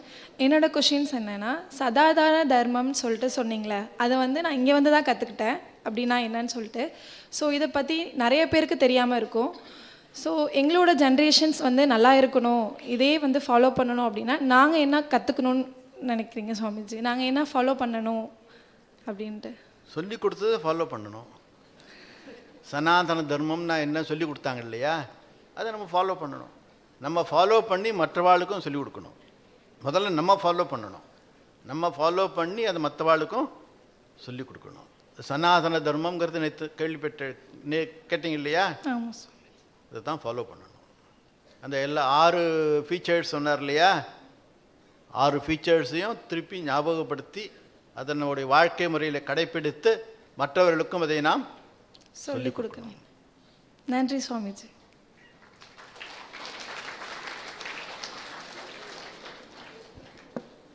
Namaste Swamiji, I am Haripriya from BCom bank management. 7 ஜென்மங்கிறது வந்து உண்மையா சுவாமிஜி? 7 ஜென்மங்கள் உண்மையா சுவாமிஜி? அப்புறம் வந்து மகா கும்பமேளாவில் வந்து ஸ்நானம் பண்ணால் மறு ஜென்மன்றது கிடையாதுங்கிறா. அப்புறம் திருநாகேஸ்வரத்தில் வந்து ஒரு சிவ ஆலயம் இருக்குது, அதில் வந்து போயிட்டு வந்துட்டா மறு ஜென்மம் இருக்காதுங்கிறா. அது என்னது ஜி உண்மையா? மறு ஜென்மங்கிறது கர்மா இருக்கிற வரையிலும் மறுஜென்மம் மறு ஜென்மம் உண்டு. இதில் 7 ஜென்மம் 10 ஜென்மம் இதெல்லாம் கிடையாது. எவ்வளவு தூரம் கர்மா இருக்கிறதோ, எவ்வளவு அளவுக்கு கர்மா இருக்கிறதோ அவ்வளவுக்கு அளவு ஜென்மா இருக்கும். கர்மா எவ்வளோ இருக்குது? நம்ம கர்மாங்கள் எவ்வளோ இருக்கு? தெரியாது, நிறையா இருக்கும். நிறைய இருக்கு, இருக்கும் இல்லை இருக்கு, இருக்கும், அளவு இல்லாமல் இருக்கு. ஏன்னா முன்னாடி எவ்வளவு ஜென்மா எடுத்தோம் நம்ம தெரியாது, அளவில்லாத ஜென்மா. அப்போ அளவில்லாத ஜென்மா முன்னாடி எடுத்ததுனால கர்மா எவ்வளவு? அளவில்லாத கர்மா. இந்த கர்மா முழுக்க போனாதான் ஜென்மா போகும், ஜென்மா போகும். இந்த கர்மா எல்லாத்தையும் நீக்கினா ஜென்மா போகும். இந்த கர்மா எல்லாத்தையும் நீக்கிறதுக்கு எவ்வளோ ஜென்மா எடுக்கணும்? எவ்வளோ ஜென்மா? அளவில்லாத ஜென்மா எடுக்கணும். அப்போது இந்த கர்மா அப்படி கர்மா இருக்கிறத வரையிலும் ஜென்மா இருக்கத்தான் செய்யும். கர்மா அப்படி போகாது. ஏன்னா கர்மா போகிறதுக்கு நம்ம என்ன பண்ணணும்? கர்மா பண்ணிகிட்டே இருந்தால் கர்மா போகாது. கர்மா பண்ணிகிட்டே இருந்தால் கர்மா அதிகமாகும். அதனால் மகா கும்பமேளாவில் போனானாக்க அதுவும் ஒரு கர்மா தானே, அங்கே போய் குளிக்கிறதும் ஒரு கர்மா தானே. அதனால் அதுக்கும் ஒரு பலன் இருக்குது. அந்த பலன் இருக்க லிமிட்டட் ரிசல்ட், அதுவும் லிமிட்டட் ரிசல்ட் தான். ஏன் சொல்கிறா மோட்சம் அடையலாம், அங்கே போனால் குளித்தா மோட்சம் வரும் ஏன் சொல்கிறா? அங்கே போய் குளிக்க வைக்கிறதுக்காக. மோட்சம் கிடைக்கும் சொன்னால் எல்லாரும் போவா. ஒரு பாபியும் போய் குளிச்சான்னா மோட்சம் கிடைச்சிருமா? எல்லாரும் பாவம் பண்ணிட்டு அங்கே போய் குளிச்சுடலாம். கும்பமேளாவில் போய் குளித்தா பாவம் போயிடும். அதனால் ஒரு பாவத்தை பண்ணு, அங்கே போய் குளிச்சிடு, போயிடுமா பாவம்? இதுதான் மற்ற மதங்கள்லையும் இப்படி தான் கண்மூடித்தனமான எல்லாம் இருக்குது. நீ இப்போ செஞ்ச தப்பெல்லாம் போய் அவன்கிட்ட சொல்லிட்டேனாக்க உன்னுடைய பாவம்லாம் போயிடும். இருக்கு இல்லையா? நீ போய் உன்னுடைய தப்பெல்லாம் ஒத்துன்று அவன்கிட்ட போய் அதுக்கு பேர் என்ன? பாவ மன்னிப்பு. பாவ மன்னிப்புன்னு ஒன்று இருக்குது. நீ போய் நீ செஞ்ச தப்பெல்லாம் ஒத்துன்று அங்கே போய் ஒத்துக்கணும். அவன் முன்னாடி ஒத்துக்கணும், ரகசியமாக போய் ஒத்துக்கணும். போய் ஒத்துன்று நீ இருக்க பாவத்திலிருந்து விடுபடுவாய். சொன்னதுனால போயிடுமா? இவன் சொல்லிட்டு வந்து மறுபடியும் பாவம் பண்ணுறான், மறுபடியும் போய் சொன்னால் போயிடுமா? ரொம்ப சுலபம் இது. நீ பாவத்தை பண்ணிட்டு போய் சொல்லிட்டானாக்க பாவம் போயிடுது. அப்போது அது பாவம் பண்ணுறதுக்கு தூண்டுறது. அந்த மாதிரியான மதங்கள்லாம் பாவம் பண்ணுறதுக்கு தூண்டுறது. ஏன்னா அந்த பாவம் பண்ணிவிட்டு அவன்கிட்ட போய் சொல்லிட்டானாக்க பாவம் போயிடும். அப்போ பாவம் பண்ணக்கூடாதுங்கிற எண்ணம் வராது. பாவம் பண்ணி போய் மன்னிப்பு கேட்டுடலாம், பாவம் பண்ணி போய் மன்னிப்பு கேட்டுடலாம். இதெல்லாம் முழுக்க முழுக்க சரியில்லை. தன்யவாத்ஜி. அதனால் கர்மா எப்படி போகும்னாக்க அளவில்லாத கர்மா இருக்குது. அதை போக்குறதுக்கு ஒரே வழி நான் பாவம் பண்ணாமல் இருக்கணும். பாவம் பண்ணாமல் இருந்தால் நல்ல ஜென்மா கிடைக்கும். ஜென்மா வராமல் போகாது, நல்ல ஜென்மா கிடைக்கும். நல்ல ஜென்மா கிடைச்சானாக்க அந்த ஜென்மாவில் நம்ம பற்றி தெரிஞ்சுக்கலாம். குருக்கிட்ட போய் நம்மை பற்றிய அறிவு அடைந்து, நம்மை பற்றிய அறிவு என்னன்னாக்க, நான் ஐ cannot do any கர்மா. என்னுடைய ஸ்வரூபம் என்னன்னாக்க, என்னால் கர்மம் செய்யப்பட முடியாது, அப்படிப்பட்டவன் நான். கர்மமே எனக்கு கிடையாது, நான் அகர்த்தா. அகர்த்தானாக்க நான் கர்மம் செய்யாதவன், முன்னாடியும் செய்யல, இப்பவும் செய்யாதவன், பின்னாடியும் செய்ய முடியாது. அப்படிப்பட்ட அறிவை நாம் அடைந்தால் நமக்கு கர்மா கிடையாது. புரியுதா? அது இப்போ புரியாது. நான் அக்கர்த்தாங்கிறது இப்போ புரியாது, அதெல்லாம் பின்னாடி வேதாந்த படித்து புரிஞ்சுக்கணும். அதனால் கர்மாங்கிறது எப்போ போகணும்னாக்க, நான் கர்மம் செய்யாதவன்கிறத புரிஞ்சுட்டாதான் கர்மாங்கிறது போகும். தன்யவாத் ஜி.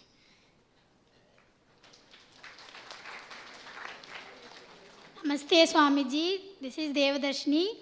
இப்போ பெற்றோர்களோட கர்மா அவங்க குழந்தைகளை சேருமா? இதான் என்னோட கேள்வி. பெற்றோர்களுடைய கர்மா அவங்க குழந்தைகளை சேருமா? அவரவர்கள் செய்த கர்மா அவரவர்களுக்கு தான் போய் சேரும், இன்னொருத்தருக்கு போய் சேராது. அதுதான் law of karma. Law of கர்மானா என்ன அர்த்தம்? Every action has got a result. Every action has got a result. And the result is in keeping with the action. And the phalam, karma phalam, will go to the karta. இதுதான் லா. அதனால் யார் யார் என்ன கர்மாக்கள் செய்கிறார்களோ அந்த பலன் அவர்களுக்கு தான் போகும், இன்னொருத்தருக்கு போகாது. தன்யவாத். முடிச்சுக்கலாமா? Pranam Swamiji. My name is Rajneesh. I am from BA English, first year. Question is karma related to success? If yes, then how karma is related to success? Again? Is karma related to success? Karma success. Related to success? Yeah. If yes, then how karma is related to success? கர்மா பண்ணினாதான் success கிடைக்கும். Sorry Swamiji, I don't know Tamil. Only when you do karma, you will get the karma phalam. The success is in the form of karma phalam. Phalam na theriyirudille. You know what is phalam? Yeah, I know. Result. Yeah. Phalam is result. Yes, Swamiji. Therefore, success is always result of karma phalam. It's result of action. Excellent. Success is always result of action. If I don't do action, I cannot expect success. Whatever we do, if we do good, so our karma return us a good. Yeah, if you do good karma, you will get good result. I want a success, I have to do action in keeping with all that is said in the first day. Udyamam, Sahasam, Dhairyam, Buddhi, Shakti, Parakramah. All these things, with all these things you do karma. Then pray. Then success is yours. Thank you, Swamiji. Thank you very much.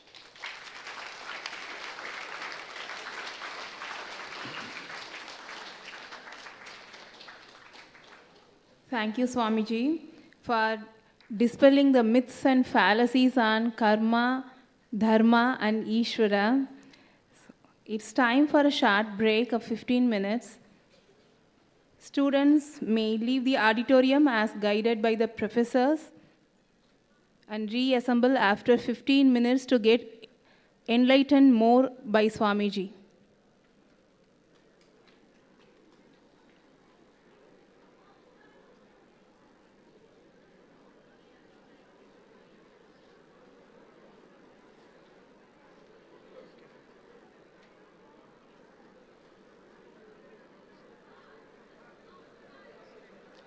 Students, please leave the auditorium as guided by the professors.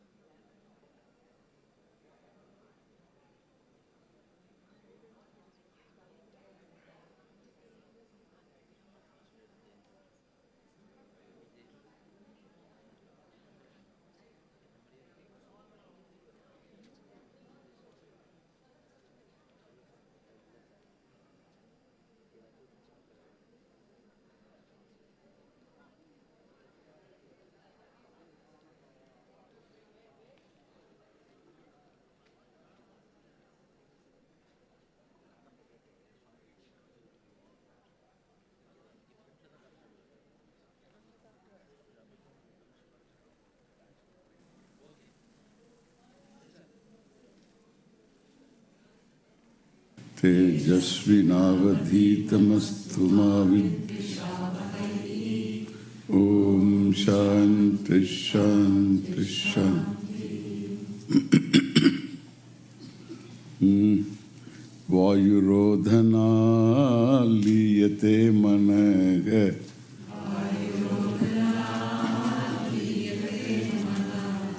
Jalapakshiva drodha sadhanam.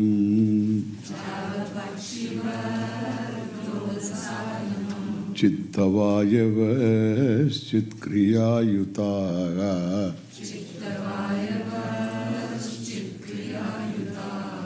Shakayordvayi shakti-mulaka.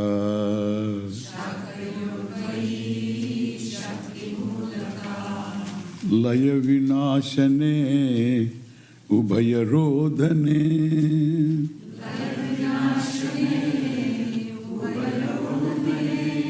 Layagatam punar bhavati no mritam.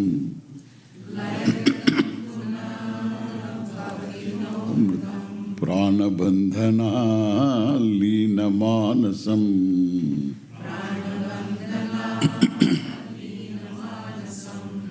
Ekachintana nashametyadaga.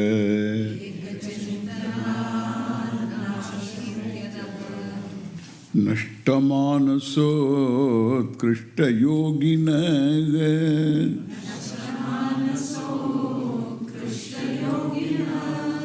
Krityamastikam swastitim yata.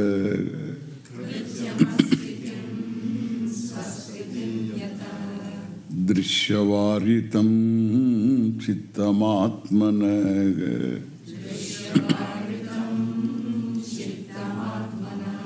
Chittva-darshanam, tattva-darshanam.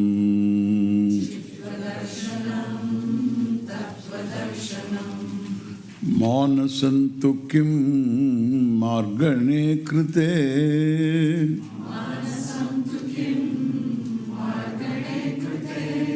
Naiva manasam marga arjavat.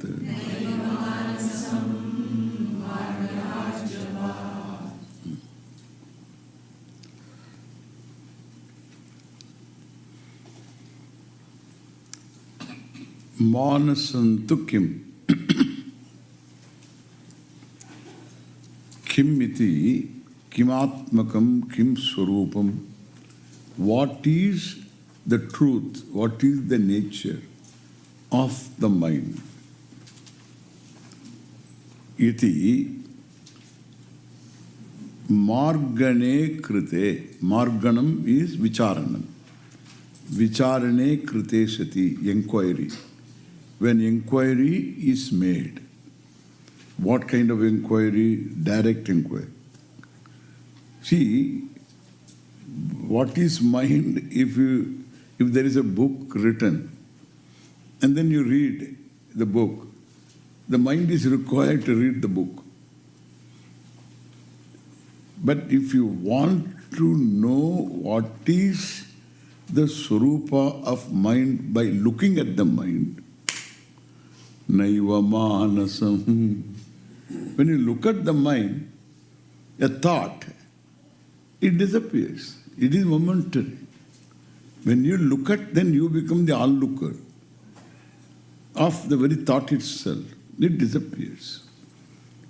And then, this disappearance of mind is what, according to Ramana, is called a vinasha.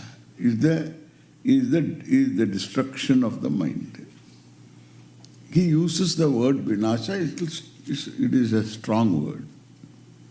But what he means is explained in the next verse. The next verse is Vrittayastvaham Vrittimashritaha Vrittayastvaham Vrittimashritaha Vrittayo mano vidyaham managa.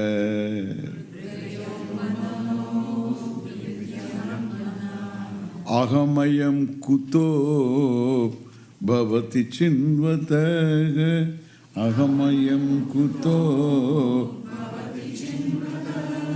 aipatatyaham nija vicharanam.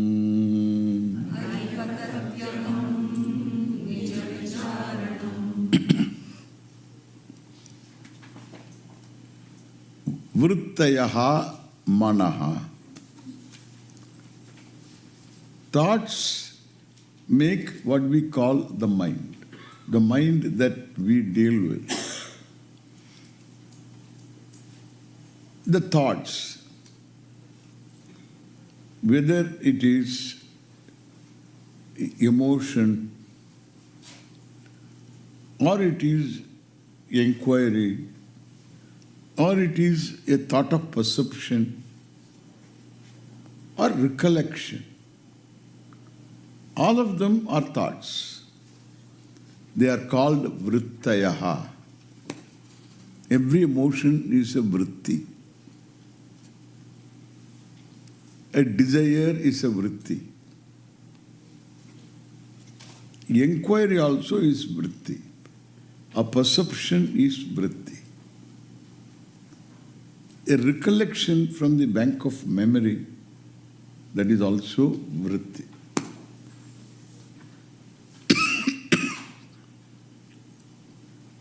So he defines mind as vrittayaha. Vrittayaha is a plural of vritti. So vrittihi, vritti, vrittayaha. Thoughts constitute the mind.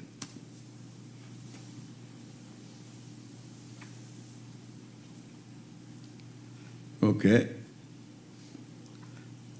And they have their being, their source in I thought, the one who owns the thoughts. So the owner of the thoughts, the one who says, these are my thoughts. Sometimes the one who becomes me the thoughts. If the thoughts are, the mind is restless and the thoughts move in fits and starts,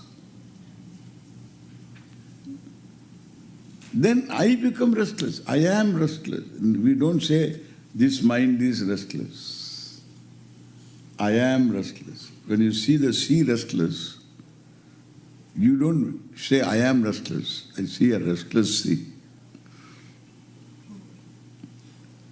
But here, when the mind is restless, I am restless. The thoughts are all owned by one thought. This is also a thought. Really speaking, this is also a thought. This is I thought. This I thought seems to be permanent. Other thoughts come and go. This I thought seems to be permanent. Because he is the owner of all thoughts. And therefore, so one can say, these are my thoughts, this is my mind. The one who owns up seems to be the source of all these thoughts. This ahankaraha, the ego, which includes the unconscious also. The conscious mind, ego, and the unconscious part of the ego means the shadow part of ego. It is the flip side of ego. That's also ego. People think That is something else. It is not something else. It's just ego, ahankara. Most of these thoughts come from there only. Especially emotions. Love, compassion, sympathy, understanding, openness. They have nothing to do with the unconscious. If that is something to do with the unconscious, it is good.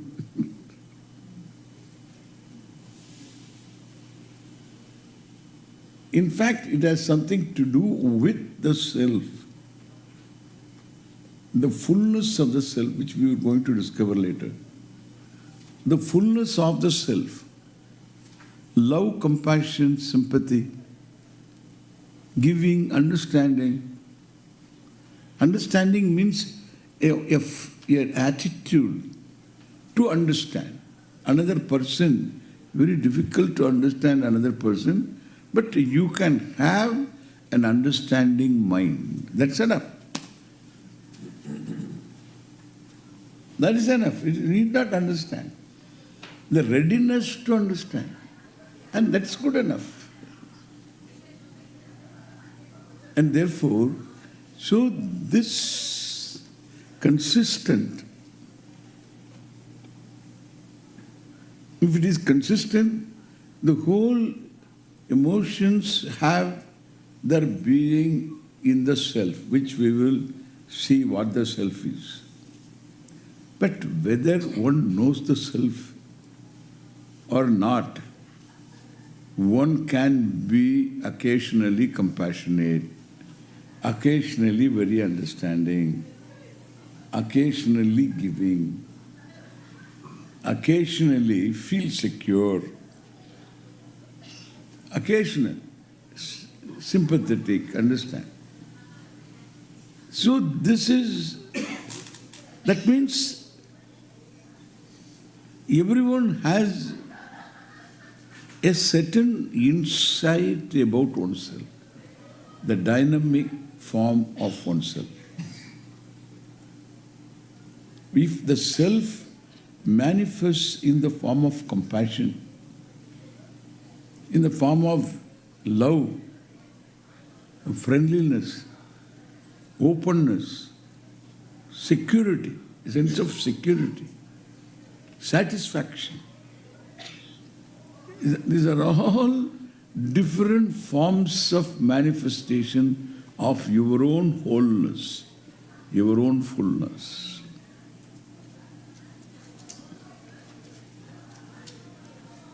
And therefore, nobody is denied of this insight.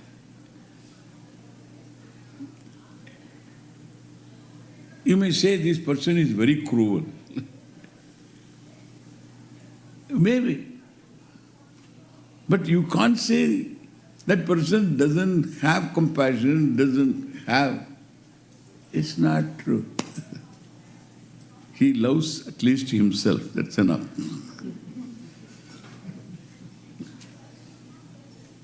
You should see how compassionate the fellow is.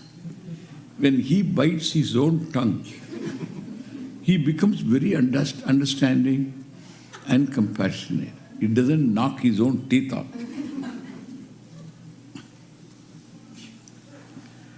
इतना patient है, इतना दयालु है वो तो. So he's so compassionate. His own teeth bite the tongue. He should knock them off. Some fellows may knock them off also. But generally, you can expect the person to be very kind, compassionate towards himself.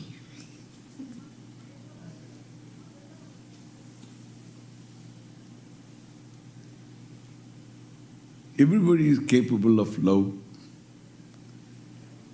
friendliness. Everybody.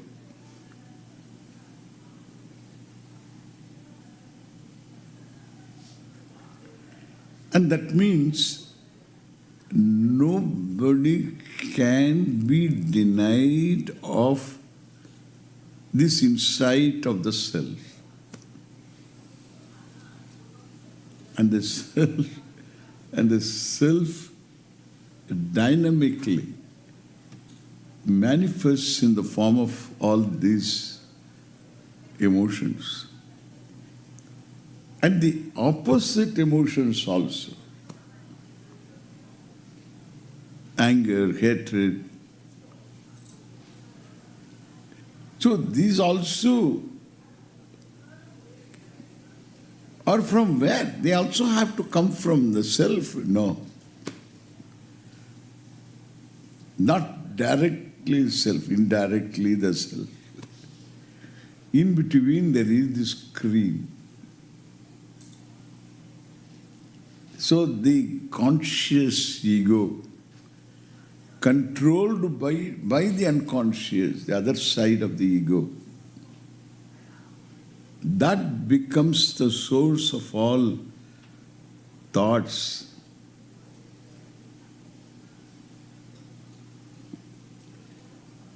Especially emotions.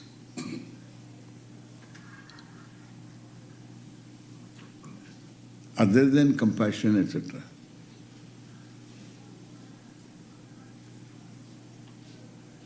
That aham, Ramana calls it as aham vritti, as the source of all vrittis. He calls it this way. I thought, the ego, is the source of all thoughts, because the ego owns all the thoughts. Being the owner of all the thoughts, he presents it as the very source of all thoughts. For his thesis, he has a thesis. His thesis is that if you know the I thought and its source, you know what is the mind. Now his definition of his mind is, his definition, the mind is thoughts.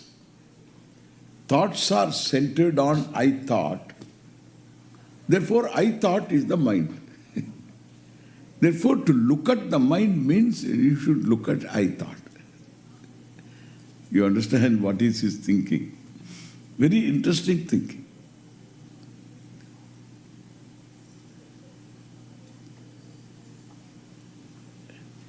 Then the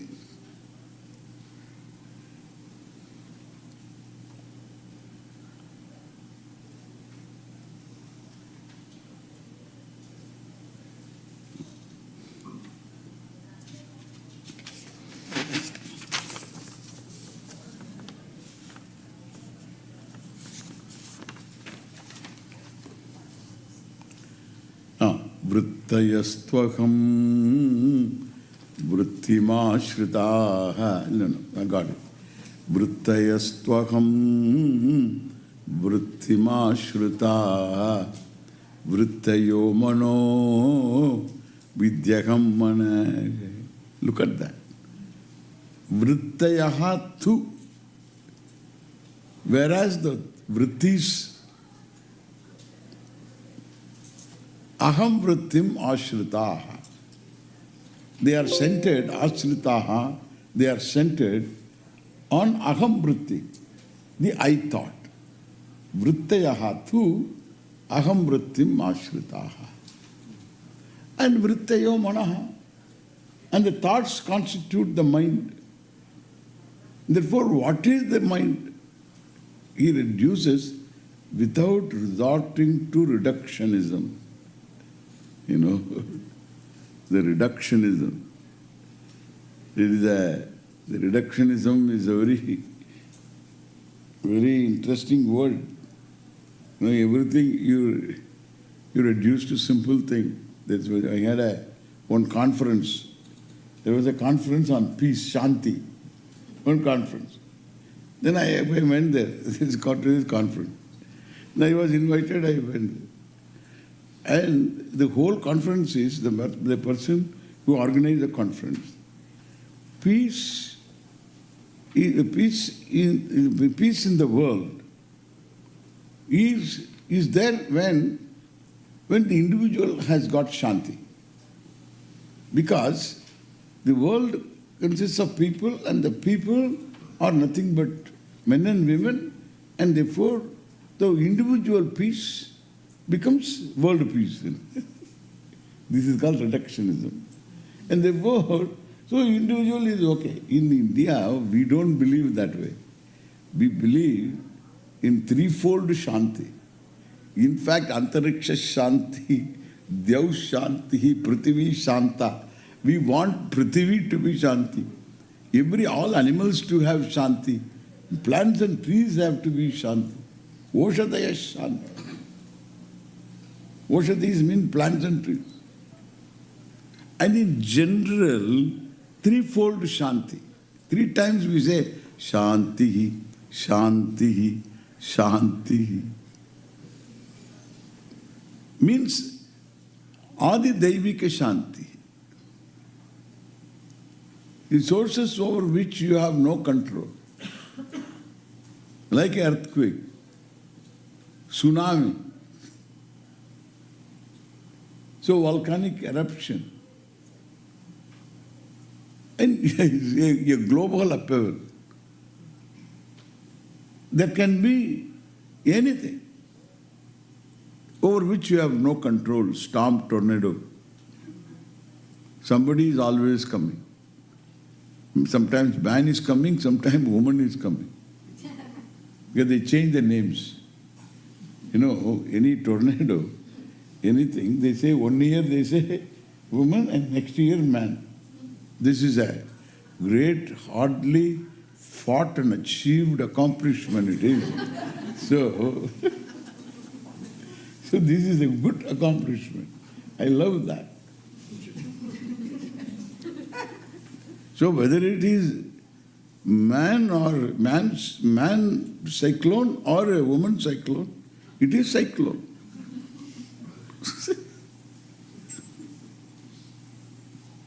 They keep changing the name. Originally it was always women.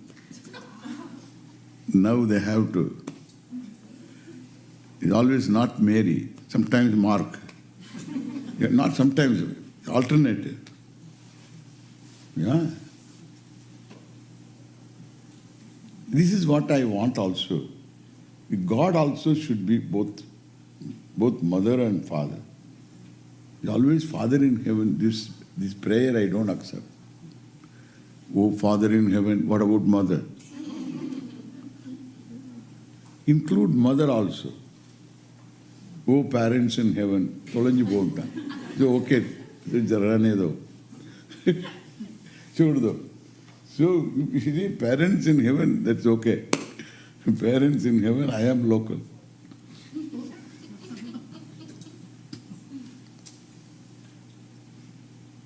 Therefore, what I say, this called Adi Daivika Ashanti. Therefore, we want Shanti, prayer for Shanti. Because there can be Ashanti.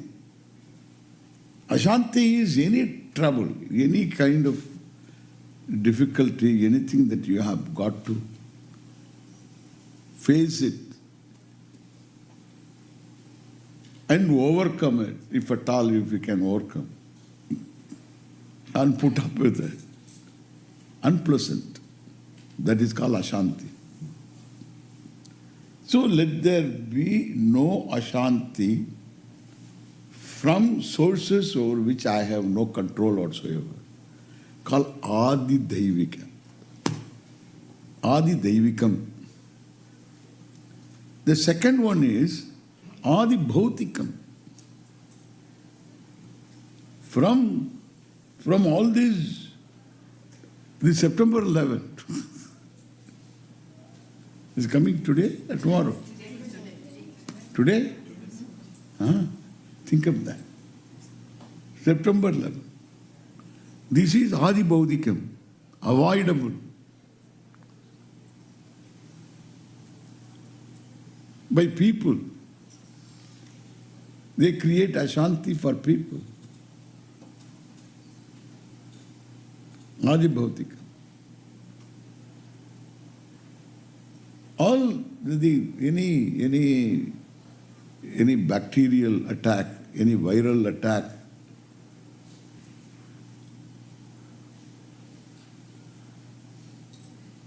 or people killing people for no reason. Some imagined reasons.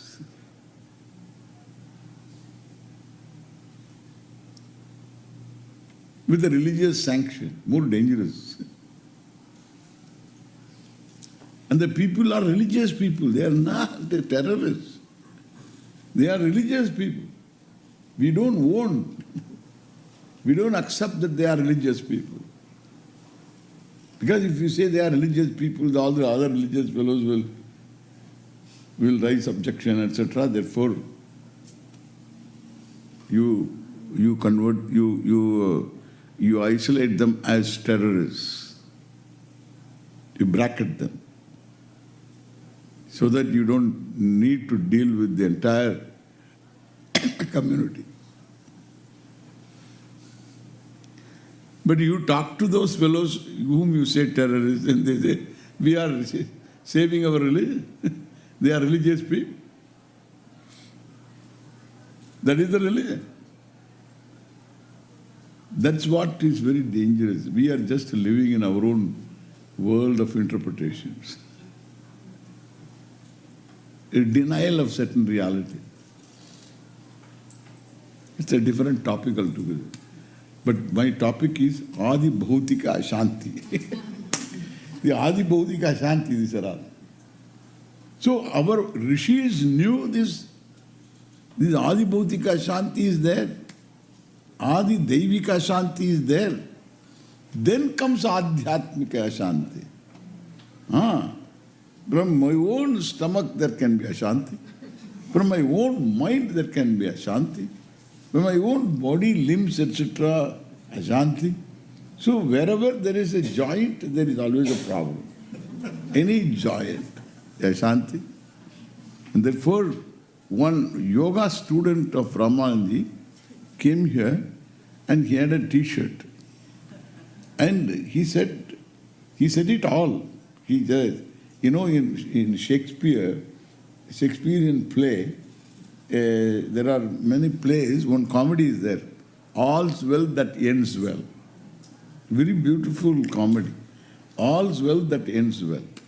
And this fellow had a t-shirt with all these words, all's well that bends well. He has said it all. And because he knows how difficult it is to bend. And so, legs to bend, and then that bend, this bend.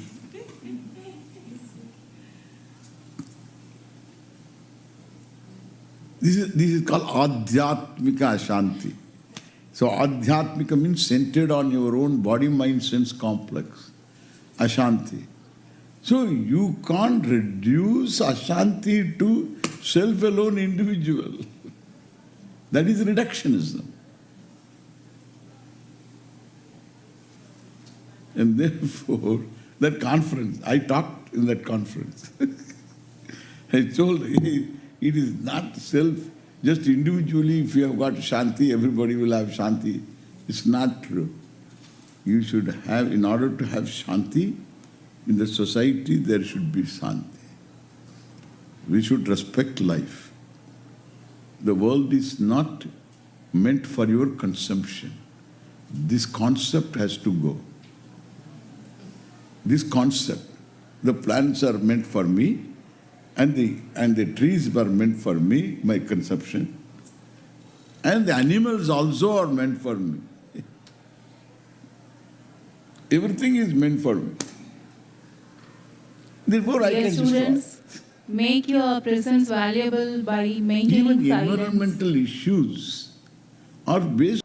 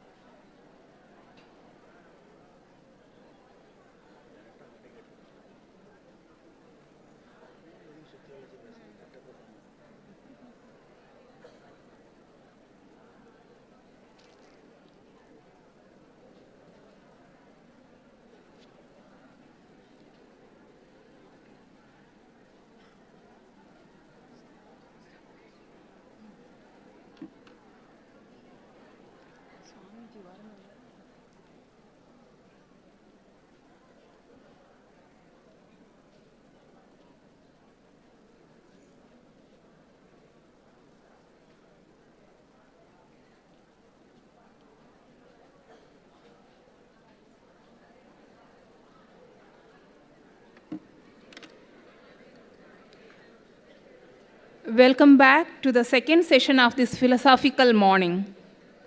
In this session, Swamiji will shine light on the topic mind. At the end, Swamiji will answer your questions.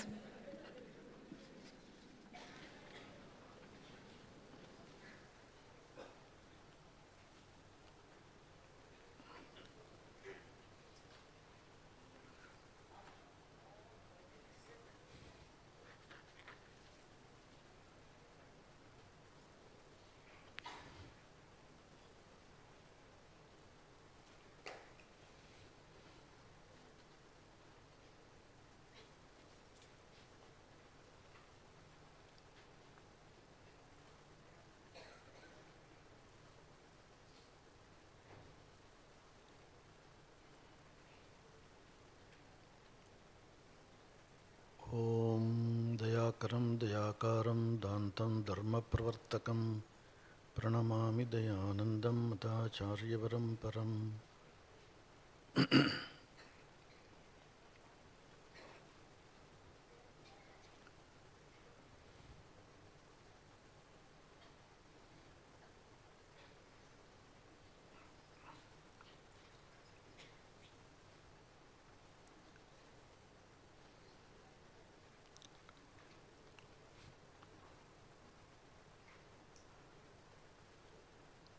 Our Shastras,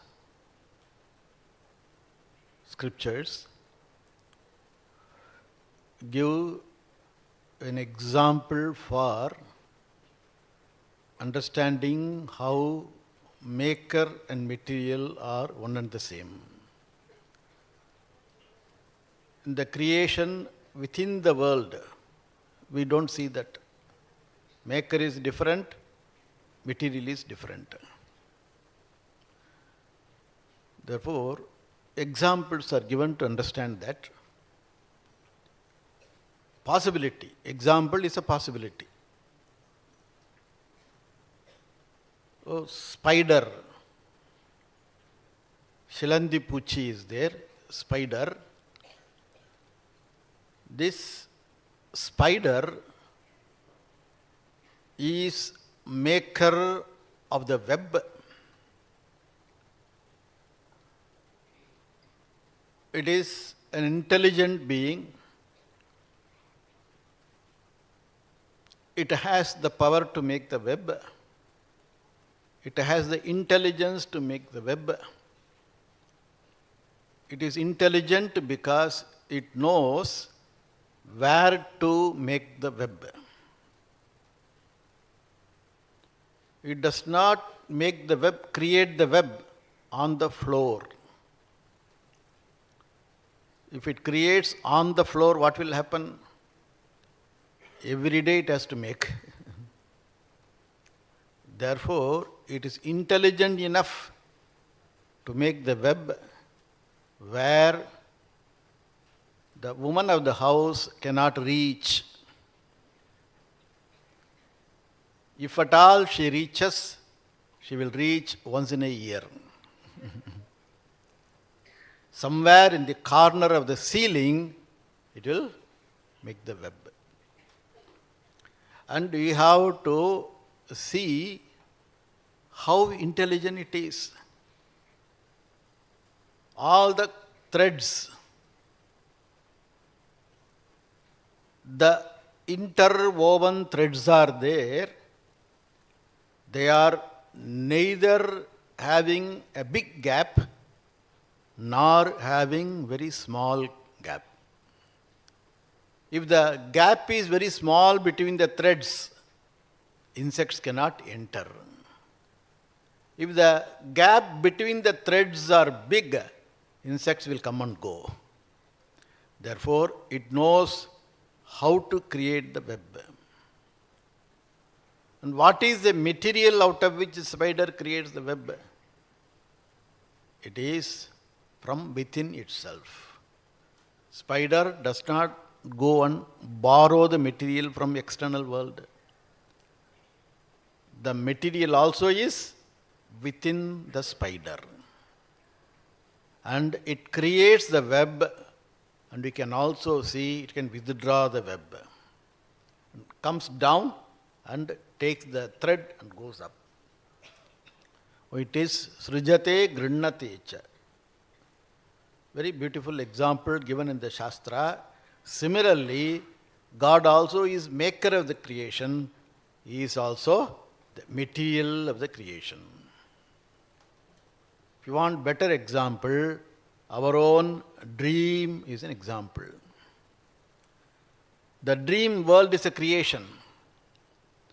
For the dream world, the dreamer is the intelligent cause, and our waking state experiences, born impressions are the material cause. Whatever we go through experience in the waking state, they create some impressions in the mind.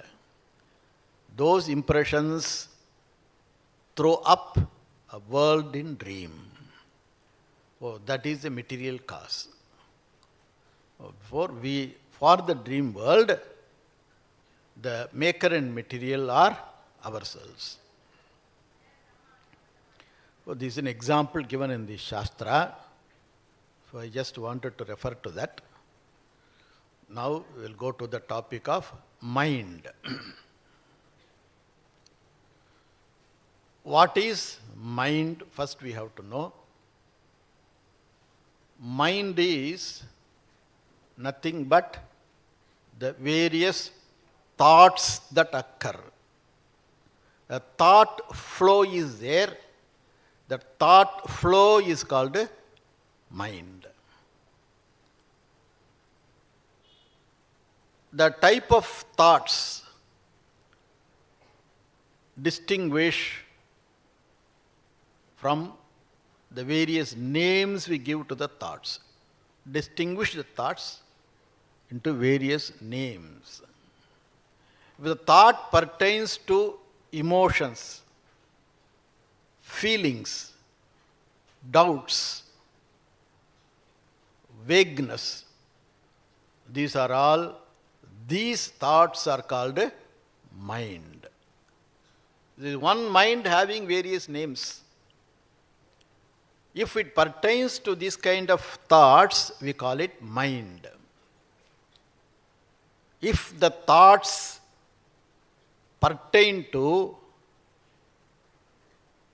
conclusions, definiteness, knowledge, those thoughts are called buddhi.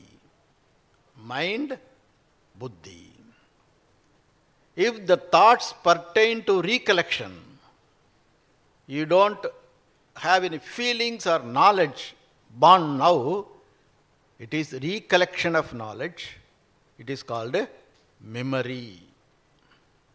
In and through all these thoughts, there is one thought that is common, that is I thought. I felt, I knew, I recollected. Everywhere one I is there commonly. So that is called I thought, ego or ahankara. That is also in the form of a thought. This is mind. This mind is an instrument we should know. Mind is an instrument. In Sanskrit we call it karanam. Karanam means instrument, karuvi. This is inside, therefore it is called antah karanam. Instrument that is inside. We don't see the thoughts outside. These are inside. It is karanam. Mind is a karanam. Karanam means there must be one who handles the instrument. That is the subject, karta. I am the subject, karta, having the mind with me as karanam. I, with the help of the mind which is instrument, I gain different objects in the world. I am the subject, mind is an instrument, the world is an object. Karta, karanam, karma. Karma is not your action, karma is objects. I gain objects with the help of karanam, the instrument. Once you understand mind as a karanam, I am the karta, I have to use the karanam. I have to use the karanam and accomplish whatever I want to accomplish. Like even a knife. Knife is an instrument. I use knife to accomplish certain tasks. In the case of external karanams, instruments, it is very clear. When it comes to mind, many times what happens? Instead of my handling the mind, mind handles me. Karanam becomes karta. Instead of mind following me, I follow the mind. Instead of I having the mind in my hand, mind has me in its hand. That is tragedy of life. It is like Pujya Swamiji used to say, if the dog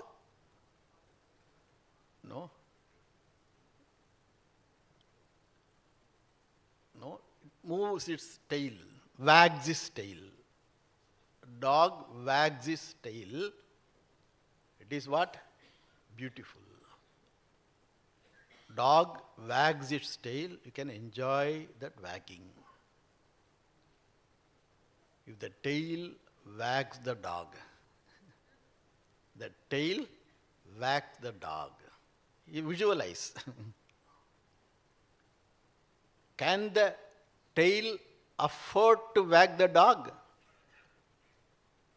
Then that dog can afford not to have the tail.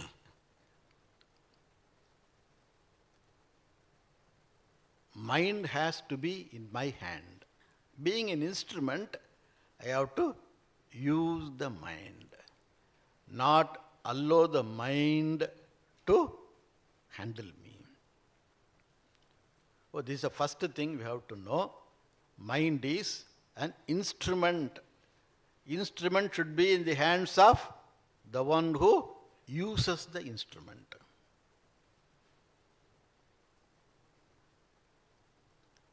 The next thing we should know is, mind is a very powerful instrument. Mind is a very powerful instrument.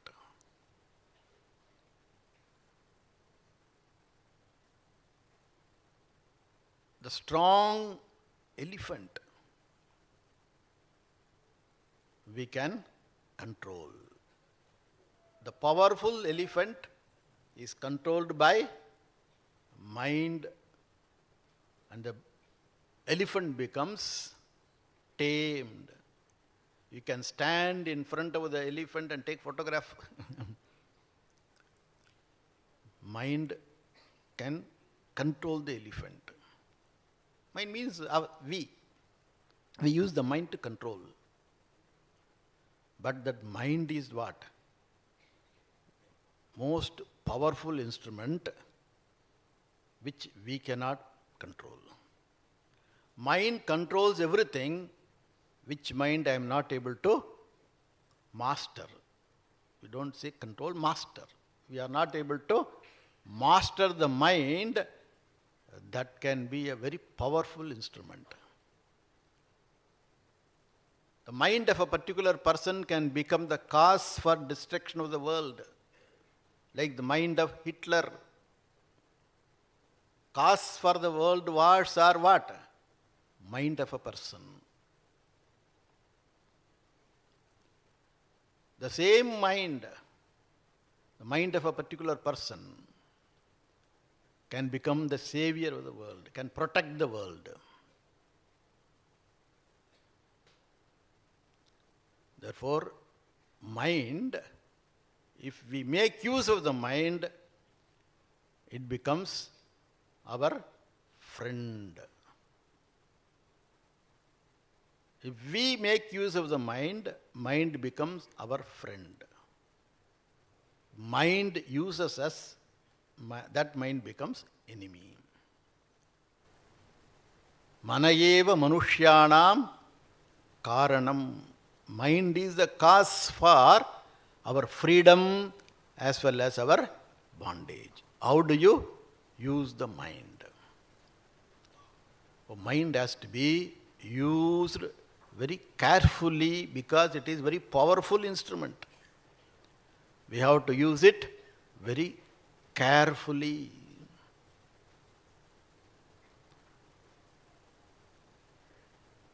We have to manage it very well.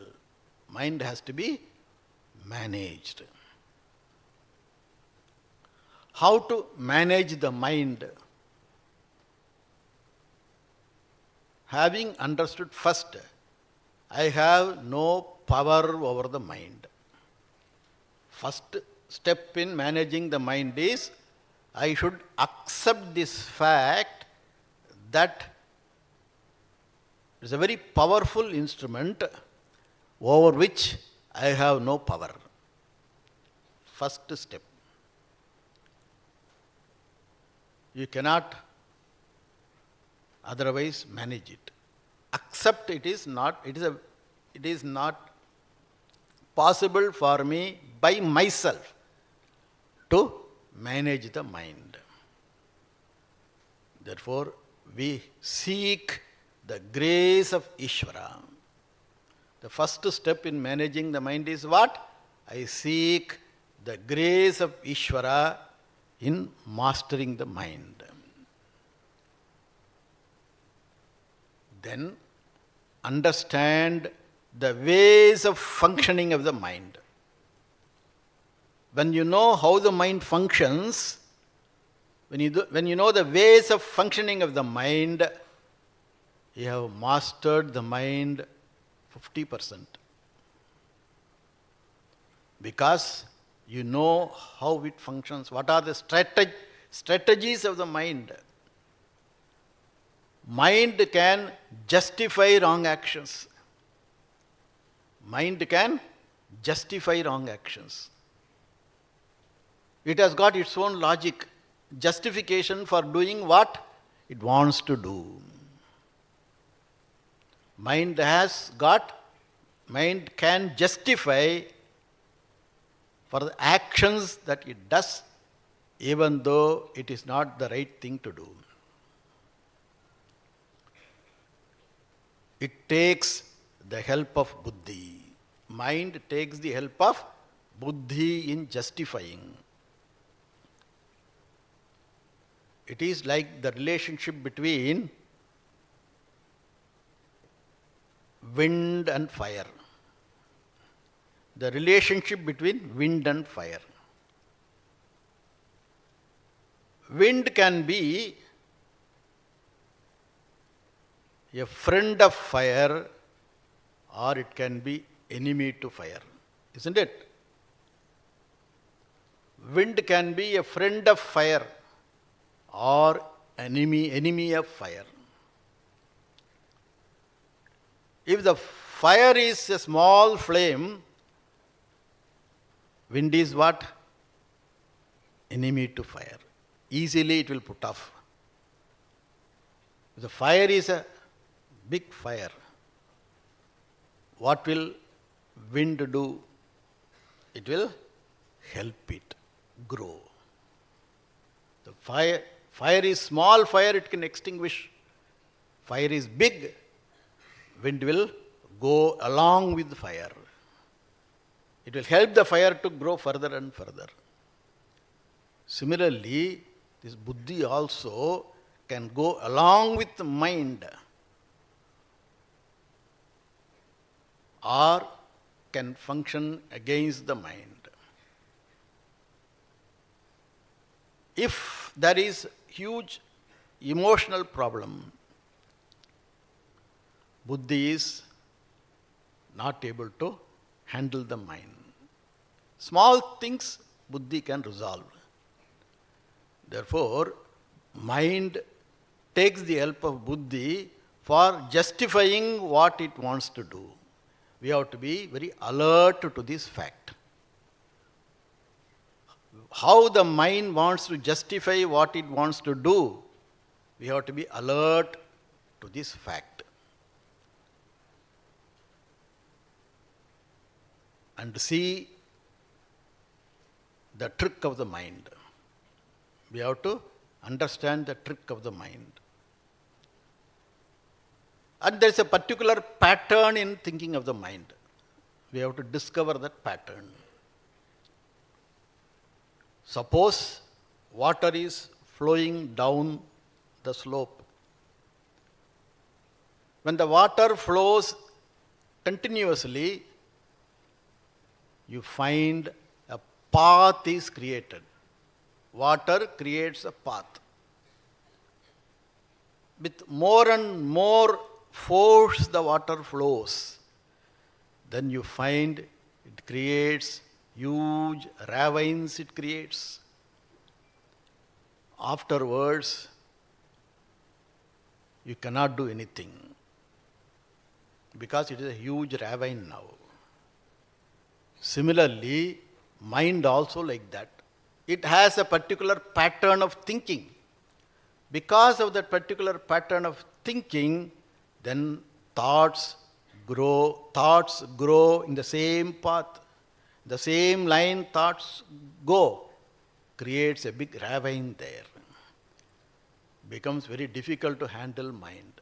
We have to therefore discover the pattern of thinking and come out of it. It is like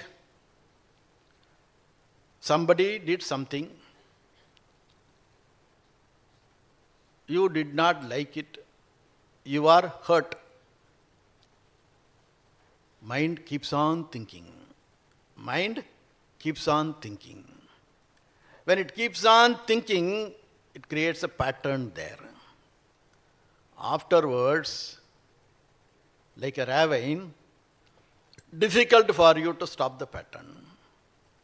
Therefore, we have to discover the pattern of thinking, you have to discover, and then gradually, before it becomes a ravine, you have to retrieve the mind and then avoid that pattern. These are all certain safeguards we have to take. See the wrong justification of the mind, see the wrong patterns of thinking, and recover the mind from them. This we have to do.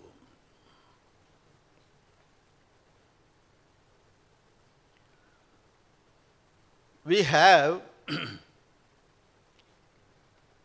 this lack of self-image, lack of self-confidence, lack of self-acceptance is there. Most of us have got that. Self-image is not there, self-acceptance is not there, self-confidence is not there. We have to deal with them.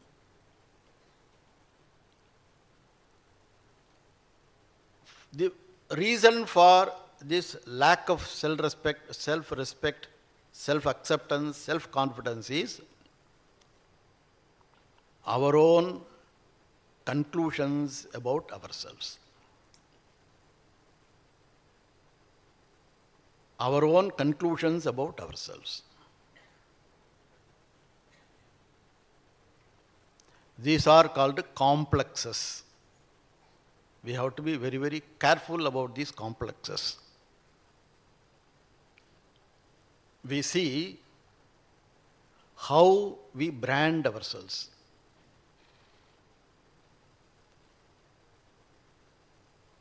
When I say I am weak in a particular subject, I am weak. This is branding. One line judgments, conclusions about ourselves.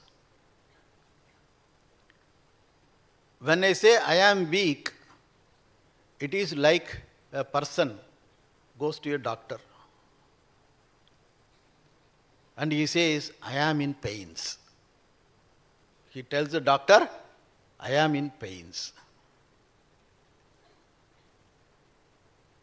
Doctor asks, it touches various parts of the body. Is there pain here? Is there pain here? Every part of the body he touches, is there pain there? Somewhere in the leg, in the feet, somewhere he touches, then this fellow jumps up. The pain is where? In this particular part. What did he tell the doctor? I am in pains. See the difference between the two? I am in pains is one statement. There is a small pain in a particular part of the body is pain. This is called lumping. Similarly, when I say I am weak in a particular subject. I am weak in a particular subject. I brand myself as I am weak. This conclusion is self-damaging. I have to localize where I am weak. I am weak is a general statement. Where I am weak, I have to find. Therefore, we have to localize. We have to localize the issues. In the mind, we have to localize the issues. I am poor. I am poor is a statement, branding statement, concluding statement. I am poor because I don't have money. I am not poor when it comes to my resource, my strength of understanding. Understanding, I am not poor. Money, I am poor. Not in understanding, I am poor. In certain qualities, I am not poor. I am poor is a wrong statement. That is concluding statement, self-judging statement. We have to localize. Whatever we think about ourselves, we have to localize that thinking. That is why we have got a statement. This statement you have to remember. It is like a mantra. I am what I think about myself. What is the statement? I am what I think about myself. If I think I am weak, I am weak. Because it is your own conclusion. Your own conclusion is I am weak. Afterwards, what can you do? Therefore, our conclusions about ourselves should be properly analyzed and rectified. I am what I think about myself. Afterwards, whatever others say about you, you will not accept. Because you concluded I am this much. Therefore, what you think about yourself should be what? It is something that is great, something good. Because whatever you think about yourself, that alone you can accomplish. What others think about yourself, you can't accomplish. You yourself has denied. What is the first thing that you should note? I am what I think about myself. So repeat.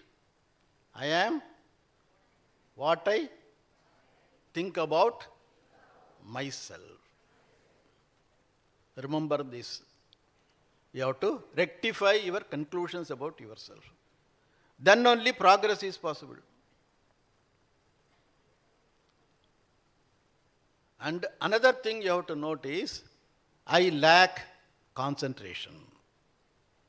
I don't have concentration. Many people may say, I have no concentration. I am weak in concentration. Is it the right statement? I have no concentration is the right statement?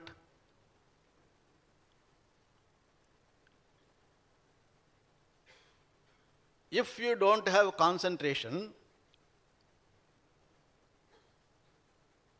it is in specific areas. You watch a cricket match. Virat Kohli is batting. He is in 70s. With what concentration you watch the match,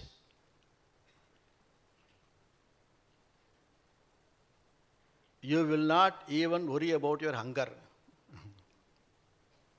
Mother has to call you. It is 1 o'clock, 1:30, 2 o'clock. You don't care. What kind of concentration you have? Therefore, I don't have concentration is not the right statement. In the subject, I don't have concentration. Then you have to find out why the concentration is not there. The concentration may not be there because you don't have interest. If interest is there, concentration will be there. There is interest in the cricket match, there is a concentration. Lack of interest is the cause for lack of concentration. Why there is lack of interest? You go back further. Why there is lack of concentration, lack of interest? Because I don't understand. If you don't understand what you study, there will not be any interest. If you don't have interest, you will not have concentration. Therefore, I have to know how to understand. There are areas where I may not understand, I have to try to understand. Once you understand, interest will be there. When interest is there, concentration will be there. When concentration is there, you will have better self-image. You have to seek help. Wherever you don't understand something, you have to seek help. Understand better. Then you will have interest naturally. Another reason for lack of interest is there is no memory, not much memory is there. I am not able to memorize. Certain lessons I am not able to, certain texts I am not able to memorize. Certain ideas I am not able to memorize. Lack of memory also can be a reason for lack of interest.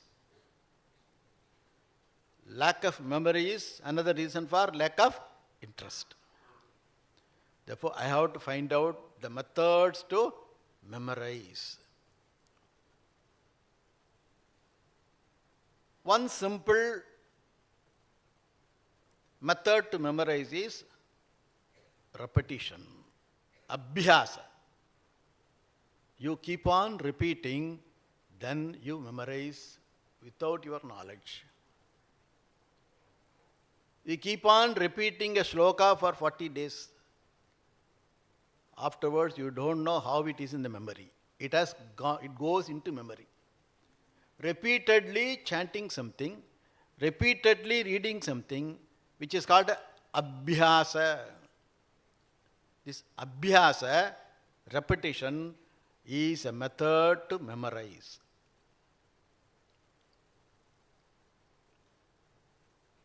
It is also a method to get concentration also. Abhyasa is a method to get concentration. Concentration is not there because mind escapes. You repeatedly bring the mind back to the object of study. Then you will find in course of time you are able to get the concentration. This is called abhyasa. You start to think of, read something, mind will get away. When you start to read something, mind gets away. You bring it back. Again and again you bring it back. Don't give up. Again and again you bring it back. Repeatedly you bring it back. Then one time mind behaves. You are able to bring the mind back. Mind doesn't go much out. There is a technique also for this purpose that is called auto-suggestion. You give a suggestion to yourself. Suppose you are reading a book, mind goes away, bring it back. And give a suggestion to the mind. It's called auto-suggestion. Suggestion to the mind. You give suggestion to yourself. I am going to spend now this time for study. Suggest to the mind, come back. If you go, you come back. That's called auto-suggestion. Put an idea in the mind. Idea is that I want to study, I don't want the mind to get away. Then the mind comes back. These are all repeatedly you have to practice. Mind comes back. Auto-suggestion. When the suggestion is put, you find it works. Many times it happens. You have to get up early morning to catch a train. When you go to sleep in the night, you put a suggestion in the mind. I have to get up at 4 o'clock. You keep the alarm also. A strong suggestion that you have put in the mind, what happens? Even before the alarm rings, you are up. This is auto-suggestion. It has got a strength. Very sincere, clear suggestion to yourself, strong suggestion to yourself, fructifies at the right time. Therefore, auto-suggestion also is very important thing in getting concentration. One more thing is how to handle the emotions. We have got varieties of emotions like anger, etc., jealous, etc. How to handle these emotions. We should know how to handle the emotions. If you know the method, what is applicable to one emotion is applicable to all the emotions. We take the example of anger, which is applicable to all emotions.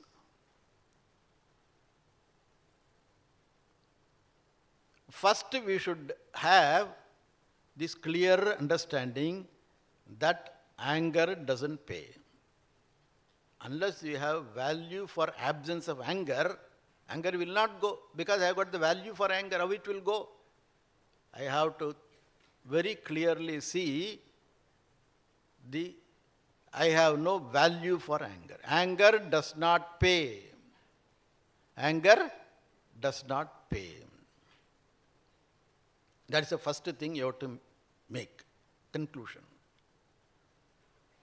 Afterwards, even though you have decided, I don't want to get angry, still you will get angry. Mere decision is not enough. I don't want to become angry, not enough. You have to do more steps in that. You have to find out what causes anger. What causes anger? Whenever you get angry, after you make up this decision, you will get angry. whenever there is anger, you mark. When did you get angry? What is the cause for anger? Go to the root of anger. What caused me anger? Somebody talked about my lineage. Anger, cause of anger. Somebody talked about my kulam. Because one has got abhimana to kulam. Somebody talks about that, I get angry. Somebody hurts me, ego. Therefore, what caused anger? So many factors are there which can cause anger. One gets angry because of this particular reason. We can find out. Everyone has got a different reasons for getting angry.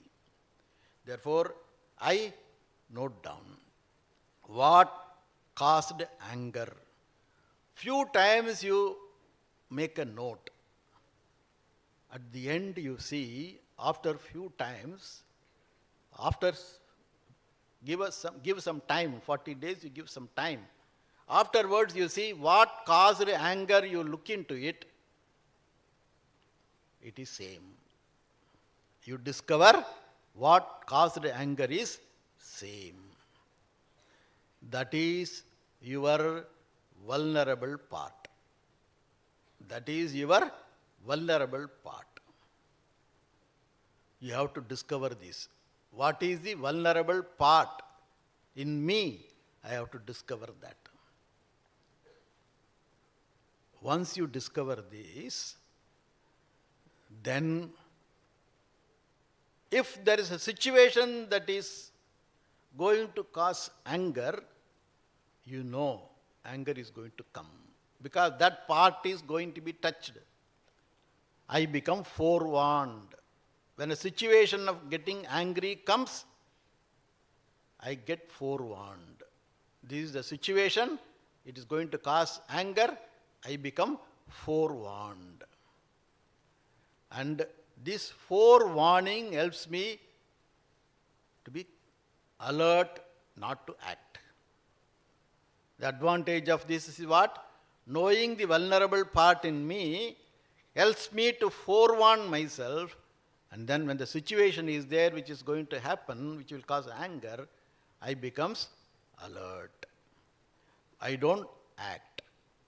In that situation, I don't act. I don't talk, I don't act. This is because of that forewarning. Red light comes, this is a situation I am going to get anger. I don't talk, I don't act. After few minutes you will find anger disappears. If I act or talk in anger, I am not in control of myself. I am not aware of what words I speak in anger. I am not aware of what actions I do, because in that particular disposition of mind, wisdom is not available there. Because this is a force of emotion. The force of emotion is there, then buddhi also doesn't function. As I said before, it goes along with mind. Therefore, wisdom is not available. I don't know what I talk, what I do. Therefore, this finding out the vulnerable part in me is very useful for being forewarned. And being forewarned, I can be in charge of myself.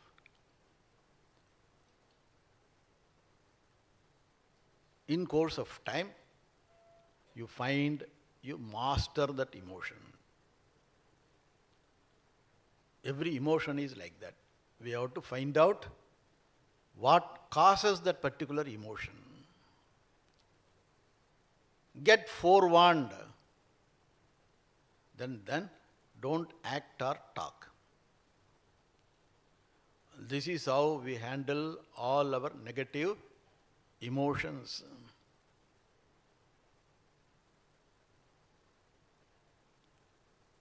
And another important thing we have to note is, I am with whatever I do.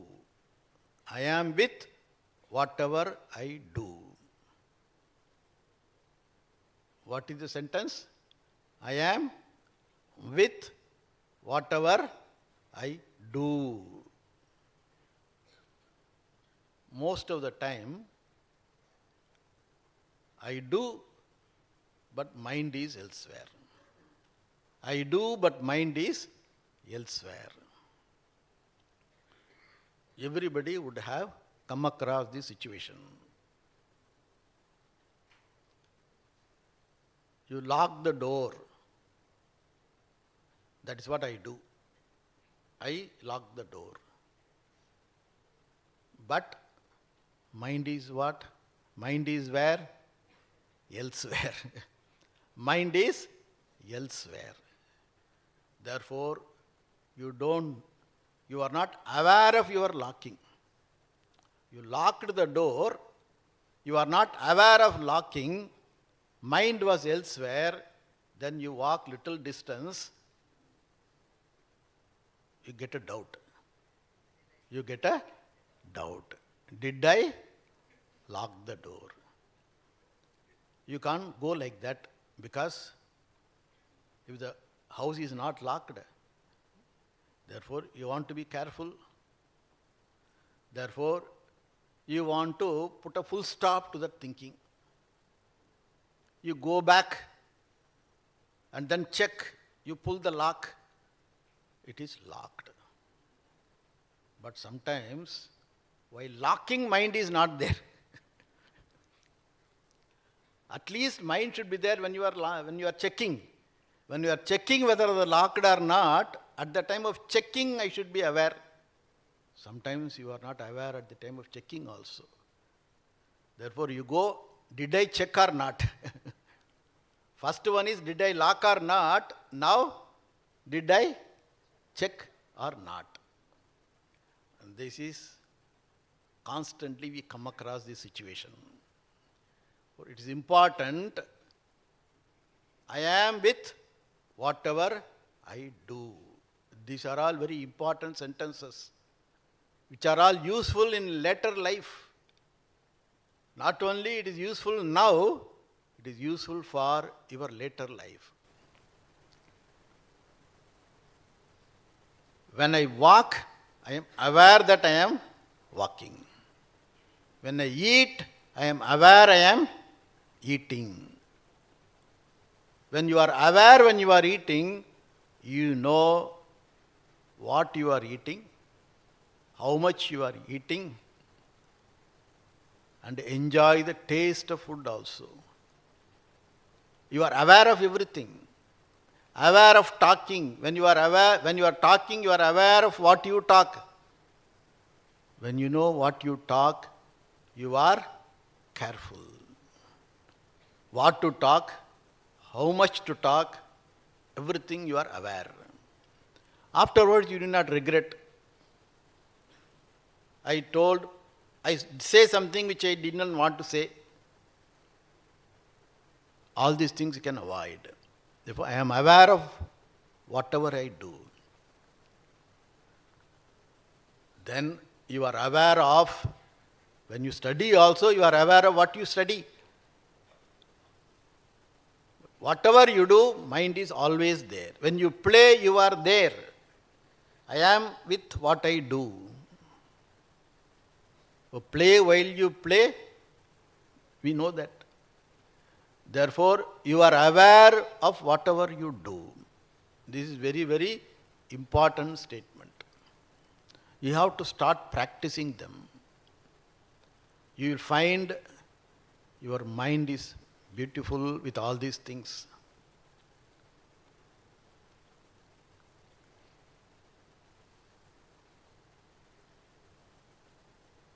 In the Kathopanishad, we have a beautiful example how one leads the journey of life. How we lead the journey of life. We have a destination and we have a means of travel. In this journey of life, the means of travel is this chariot. Those days, it's a chariot.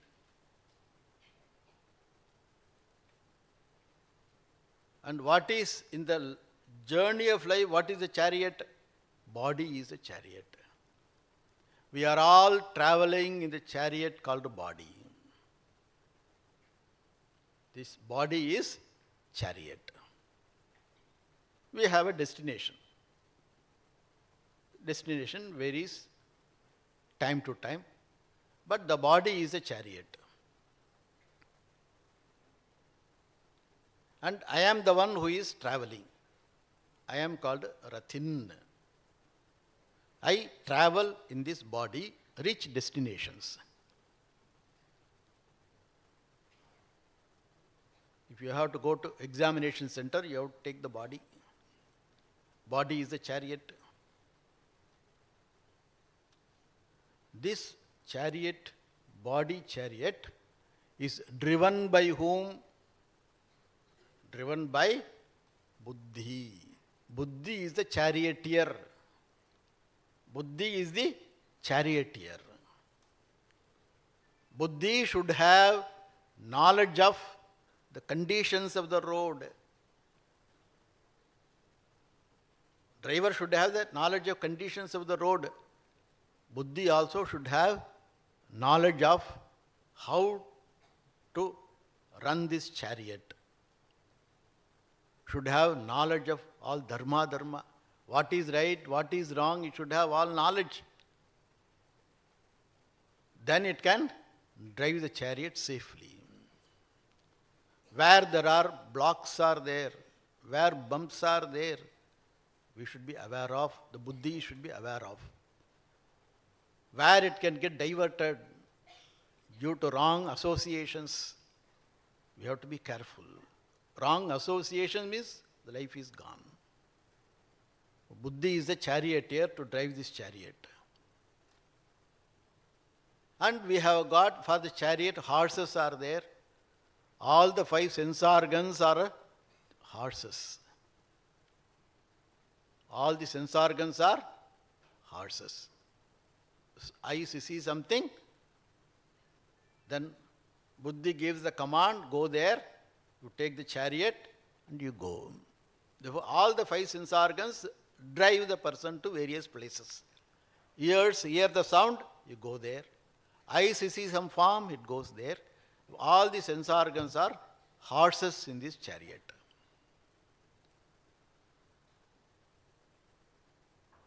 We should have certain cover for the horse's eyes.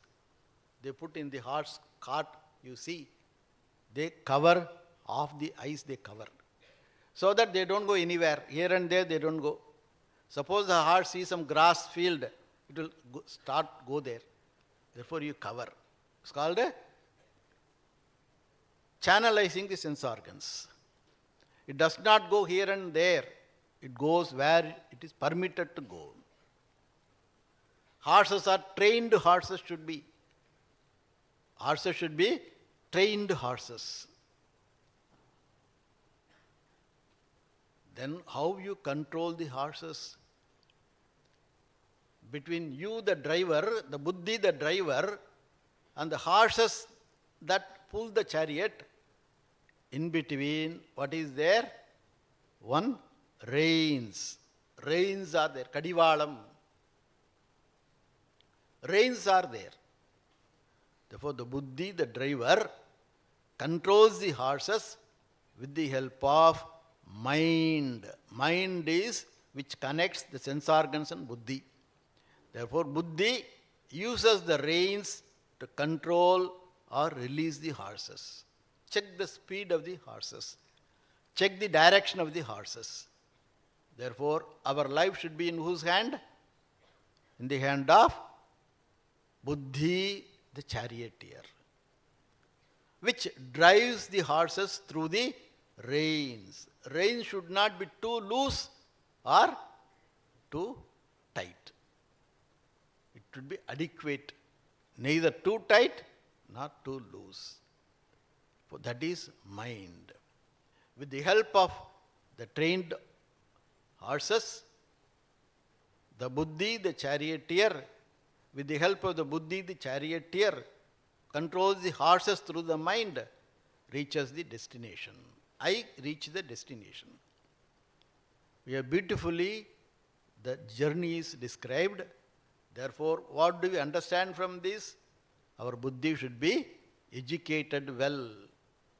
We should have proper education, proper understanding of what is right and wrong, what is the right association that can take me forward, what is the association that can destroy me. Buddhi should have all the understanding. And sense organs are to be trained to see what is good, what is not good. The mind also should be mastered. Mind should be in the hands of Buddhi. Mind should be in the hands of Buddhi. And then one can reach any destination. The destination can be, as I said the first day, you can have different destinations and different stages of life. All those destinations you can safely, comfortably, you can reach. For that, mind is an important factor. Mind should have all this understanding, how to manage the mind. Because this we have to do ourselves. As you heard yesterday, Uddared Atmana Atmanam Natmanam Avasadayet Atmaiva Hyatmano Bandhuhu Atmaiva Ripuratmana. You have to lift yourself by yourself. Lifting myself by myself means educating, mastering the mind. Once you master the mind, that mind is your friend. Mastered mind is your friend. With that mind, you can accomplish anything in life. Nothing is not within reach. You have to understand all that I said about the mind. With that mind, you can accomplish anything in life. Now we can ask some questions.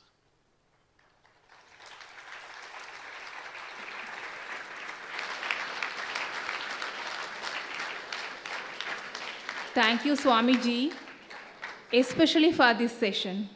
Indeed, through mastering our mind righteously with the help of the charioteer Buddhi, we can attain peace, bliss, and success in life. Dear audience, you can articulate your questions now.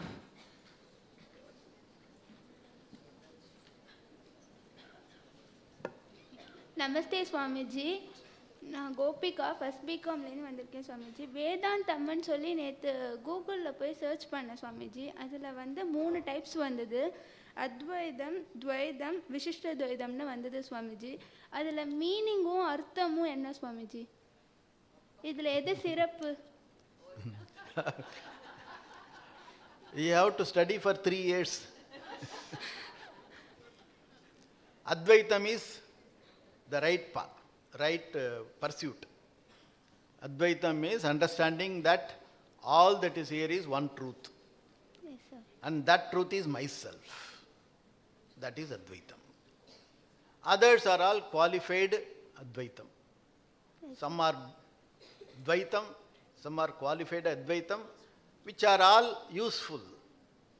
Useful for pursuing the life properly. That gives you devotion, that gives you grace. All those things are okay for pursuing. Ultimately, what you have to gain is Dvaitam. Dvaitam means understanding that there is only one reality. Advaitam, that which is non-dual. Dvaitam na dual. Advaitam na non-dual. Non-dual, how many non-dual will be there? Only one. The word itself reveals it is what?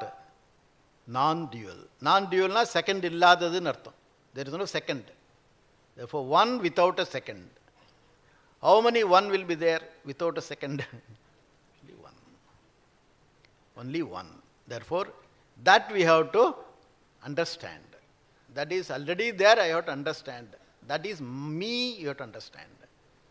So that you have to wait. After living your life properly, matured way, you will understand how everything is one. And that one is me. Other two paths will be useful for gaining grace of Ishwara.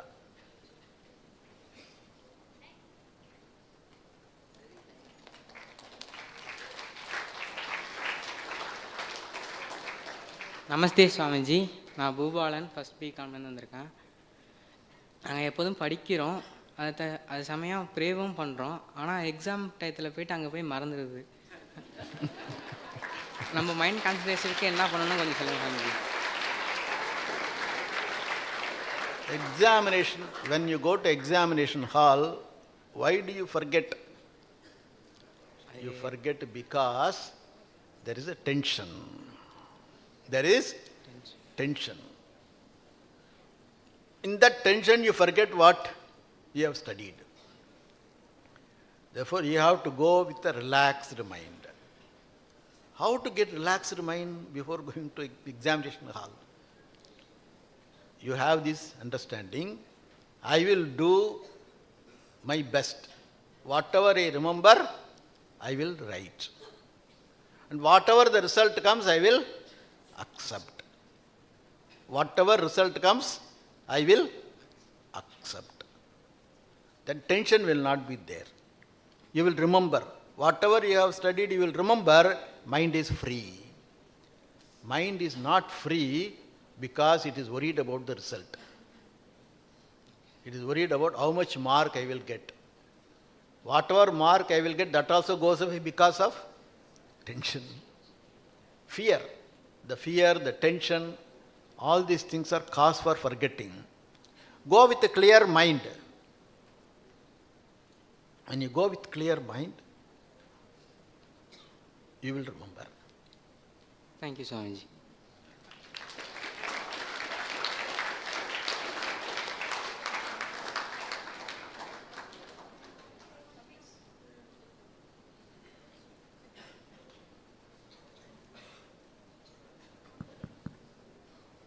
Namaste Swamiji, I'm RP Deivani from first BCom first section. எனக்கு வந்துட்டு 2 question இருக்குது. First வந்துட்டு நம்ம பூமியில் வாழ்ந்துட்டு இருக்கிறப்போ பாவம் பண்ணுறோம். ஆனால் வாழ்ந்துக்கிட்டு இருக்கிறப்போ நமக்கு பனிஷ்மெண்ட் கொடுக்காம நம்ம இறந்ததுக்கப்புறம் வந்துட்டு ஏன் நரகத்தில் பனிஷ்மெண்ட் தராங்க? யார் சொன்னா பனிஷ்மெண்ட் இல்லைண்டு? நமக்கு தெரிஞ்சு இது மாதிரி நடக்கல. இல்லையே, தப்பு பண்ணினா அதுக்கு பனிஷ்மெண்ட் கிடைக்கிறதே. No, first punishment is government punishes, court punishes. Suppose one escapes the punishment here by the court, by the law of the land, there is a punishment in the form of split in the person. Inside there is conflict. When I do something wrong, I can't do something wrong without creating conflict inside. Without conflict, no wrong action is possible. Because I know what is right action. When I know what is right action, when I do wrong, there is a split inside. Well, that split itself is a punishment. With that conflict mind, I can't enjoy anything in life. இன்னொரு question இருக்குது சுவாமிஜி. இப்போ வந்துட்டு நம்ம பாவம் செய்யணும்னா அது நம்ம மைண்டுக்கு தெரியாமல் நம்ம செய்ய முடியாது. ஸோ அந்த மைண்டை வந்துட்டு நம்ம பாவம் செய்யாமல் வந்துட்டு எப்படி பண்ணிக்கிறது? We have to pray. We have to pray to Bhagavan to lead me in the right path. One is prayer. Then another is you have to be very alert to your thinking. When you are alert to your thinking, you can spot out the wrong thinking that happens in the mind. Generally what happens? We live a mechanical life. Mechanical life means mechanical thinking. We are not aware of what we think. It becomes mechanical. That's what I said. Mind keeps on thinking in the same line. It becomes what? A clean ravine for the mind. Mind goes there alone. Mind keeps on going in a particular thinking which is not right. It creates a big path. Therefore, difficult to retrieve the mind. You have to live an alert life, finding out what is right thinking, what is wrong thinking. The wrong thinking comes, you don't go along with that. When the wrong thinking comes, I don't go along with it. Wrong thinking will come, don't worry about that. Because it is not in our hands. What kind of thinking comes is not in our hands. If the wrong thinking comes, don't go along with that. I have got the freedom not to go along with that. Spot the right thinking, go along with that. Okay, Swamiji. Thank you, Swamiji.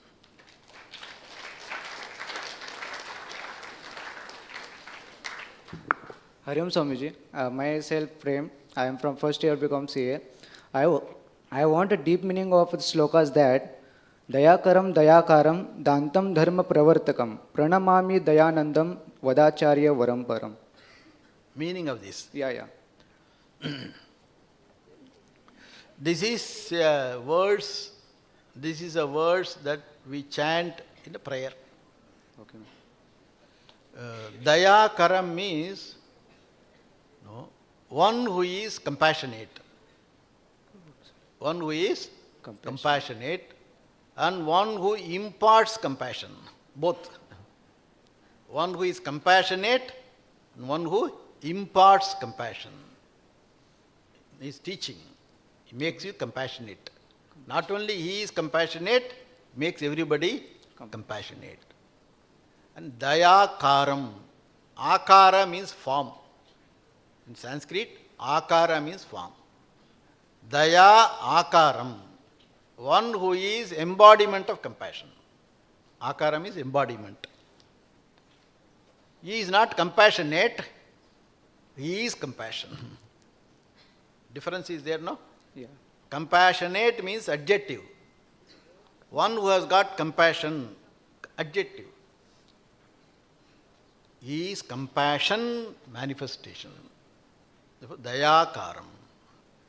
Dantam, one who has mastered sense organs. Sense organs don't go anywhere without permission. You permit the sense organs to go. You want the eyes to go to the particular form, it goes. Without your permission, they don't go. If you have that, you are called a Dantaha. You don't hear anything that you don't want to hear. Dantaha. You don't eat anything that you don't want to eat.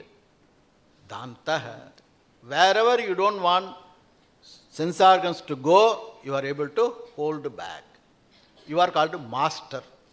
Master of sense organs. He is called Dantaha. Dantam. Dharma Pravartakam. One who make people establish in Dharma. Pravartakam. One who establishes Dharma among people. One who makes people live a dharmic life.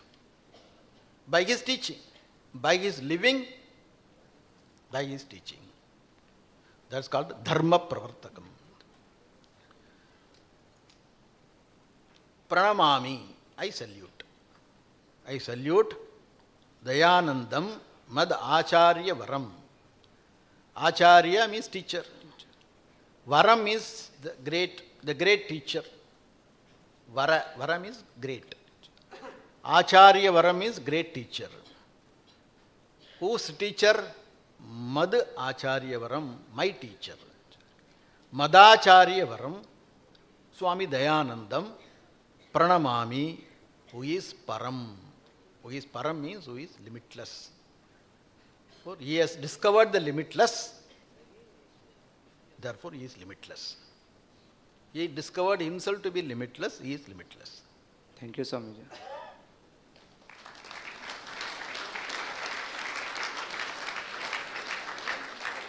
Namaste Swamiji, I'm Shakti from chemistry department. வேதாந்தத்தில் ஆத்மாவுக்கும் கடவுளுக்கும் உள்ள தொடர்பு என்ன சுவாமிஜி? வேதாந்தத்தில் ஆத்மா தான் கடவுள், தொடர்பு இல்லை. தொடர்புக்கு என்ன வேணும்? ரெண்டு வேணும் இல்லையா? ரெண்டு இருந்தால் தானே தொடர்பு, கனெக்ஷன். கனெக்ஷன் ஒன்றுலேயே கனெக்ஷன் இருக்கா? கனெக்ஷன் என்ன வேணும்? ரெண்டு வேணும். இங்கே ஆத்மா தான் கடவுள், அப்போ என்ன கனெக்ஷன்? கனெக்ஷன் இல்லை. Thank you Swamiji.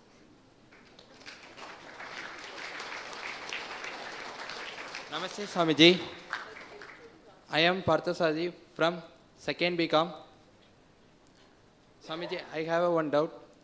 In our daily routine life, in some problems, how to change over the mindset? Whatever I have taught, you again listen. You will know how to master the mind. Mindset you can change. Mindset you can change when you are aware of the mindset. How the mind thinks. Be aware of that. So you can you can change the direction of the thinking. For suppose a line of ants are going. You just take out what is at the end. Afterwards, what will happen? Will be success. Ants will disappear. As long as there is a sugar crystal at the end, so long there will be a line of ants traveling. How to change it? Take out the crystal at the end. You can verify this. Remove that, within 5 minutes what will happen? No ants will be there around. They are all going because there is something at the end, isn't it? Find out what is the end for the mind to travel. Something is there at the end. Mind goes means where does it go? There is something at the end. What is that end you see? Remove that, mind will not go there. Thank you, Swamiji.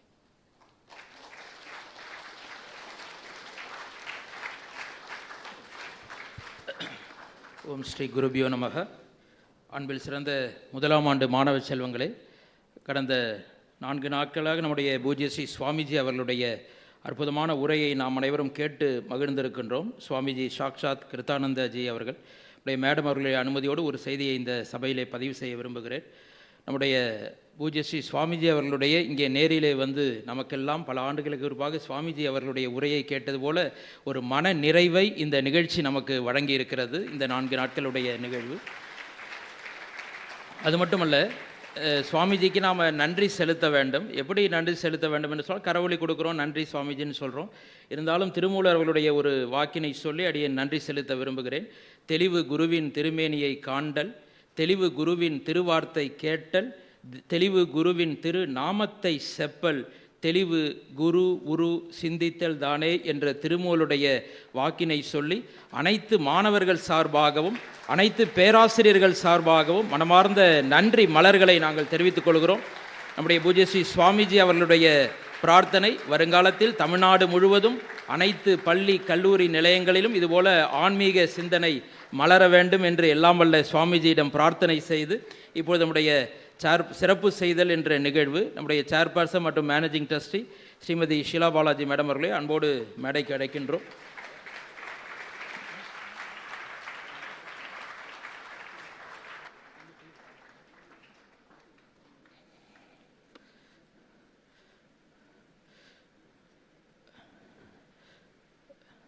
நமஸ்காரம்.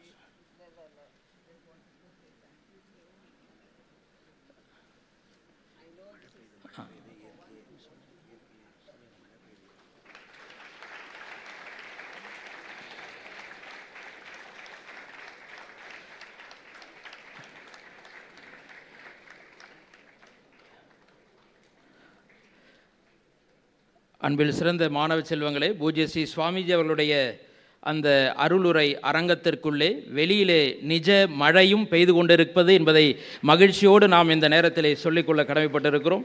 அவர்களுக்கு மனமார்ந்த நன்றி மலர்களை தெரிவித்துக் கொள்கிறோம்.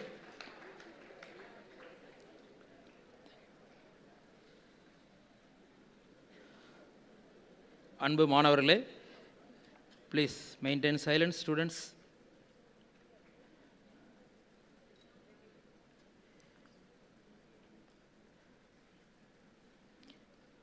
அன்பு மாணவ செல்வங்களே, நாம் அனைவரும் நம்முடைய இந்த 6 நாள் நிகழ்வு தொடர்ந்து நடைபெற்றது. இன்றோடு மாலை 4 மணிக்கு சுந்தரகாண்டம் என்ற அற்புதமான நாட்டிய நிகழ்ச்சி நடைபெற இருக்கிறது.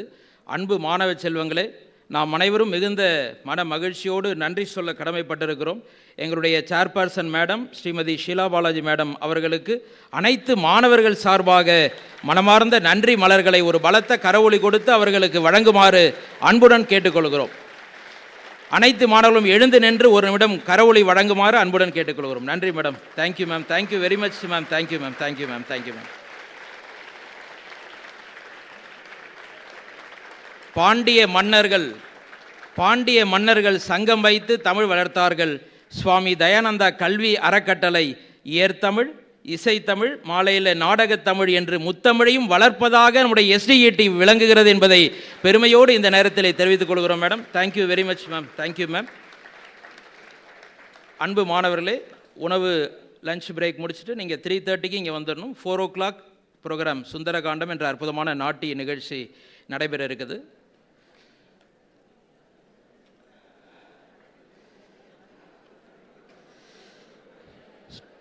Students, please.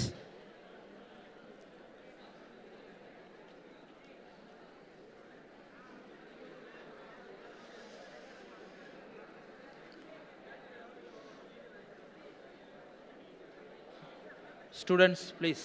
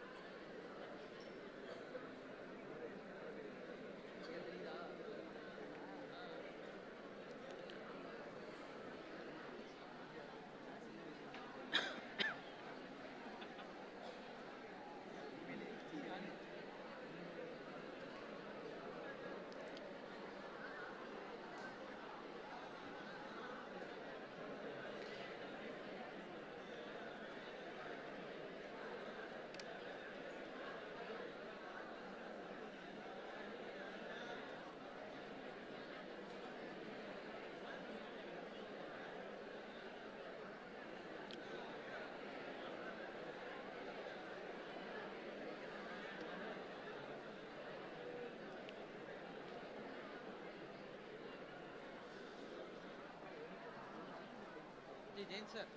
Jain sir. Jain sir.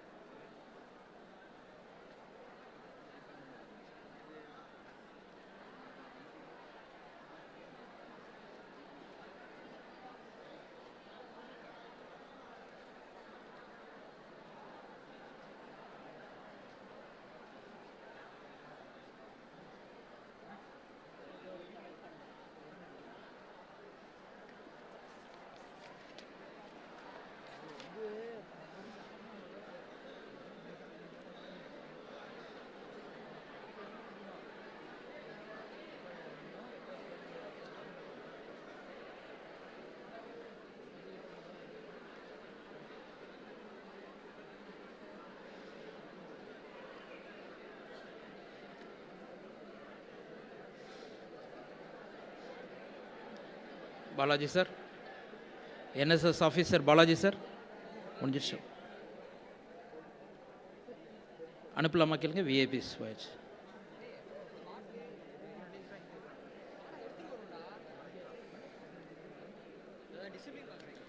வர வேணாம். ஐயா அங்கே ஸ்க்ரீன் இறக்க சொல்கிறாங்க.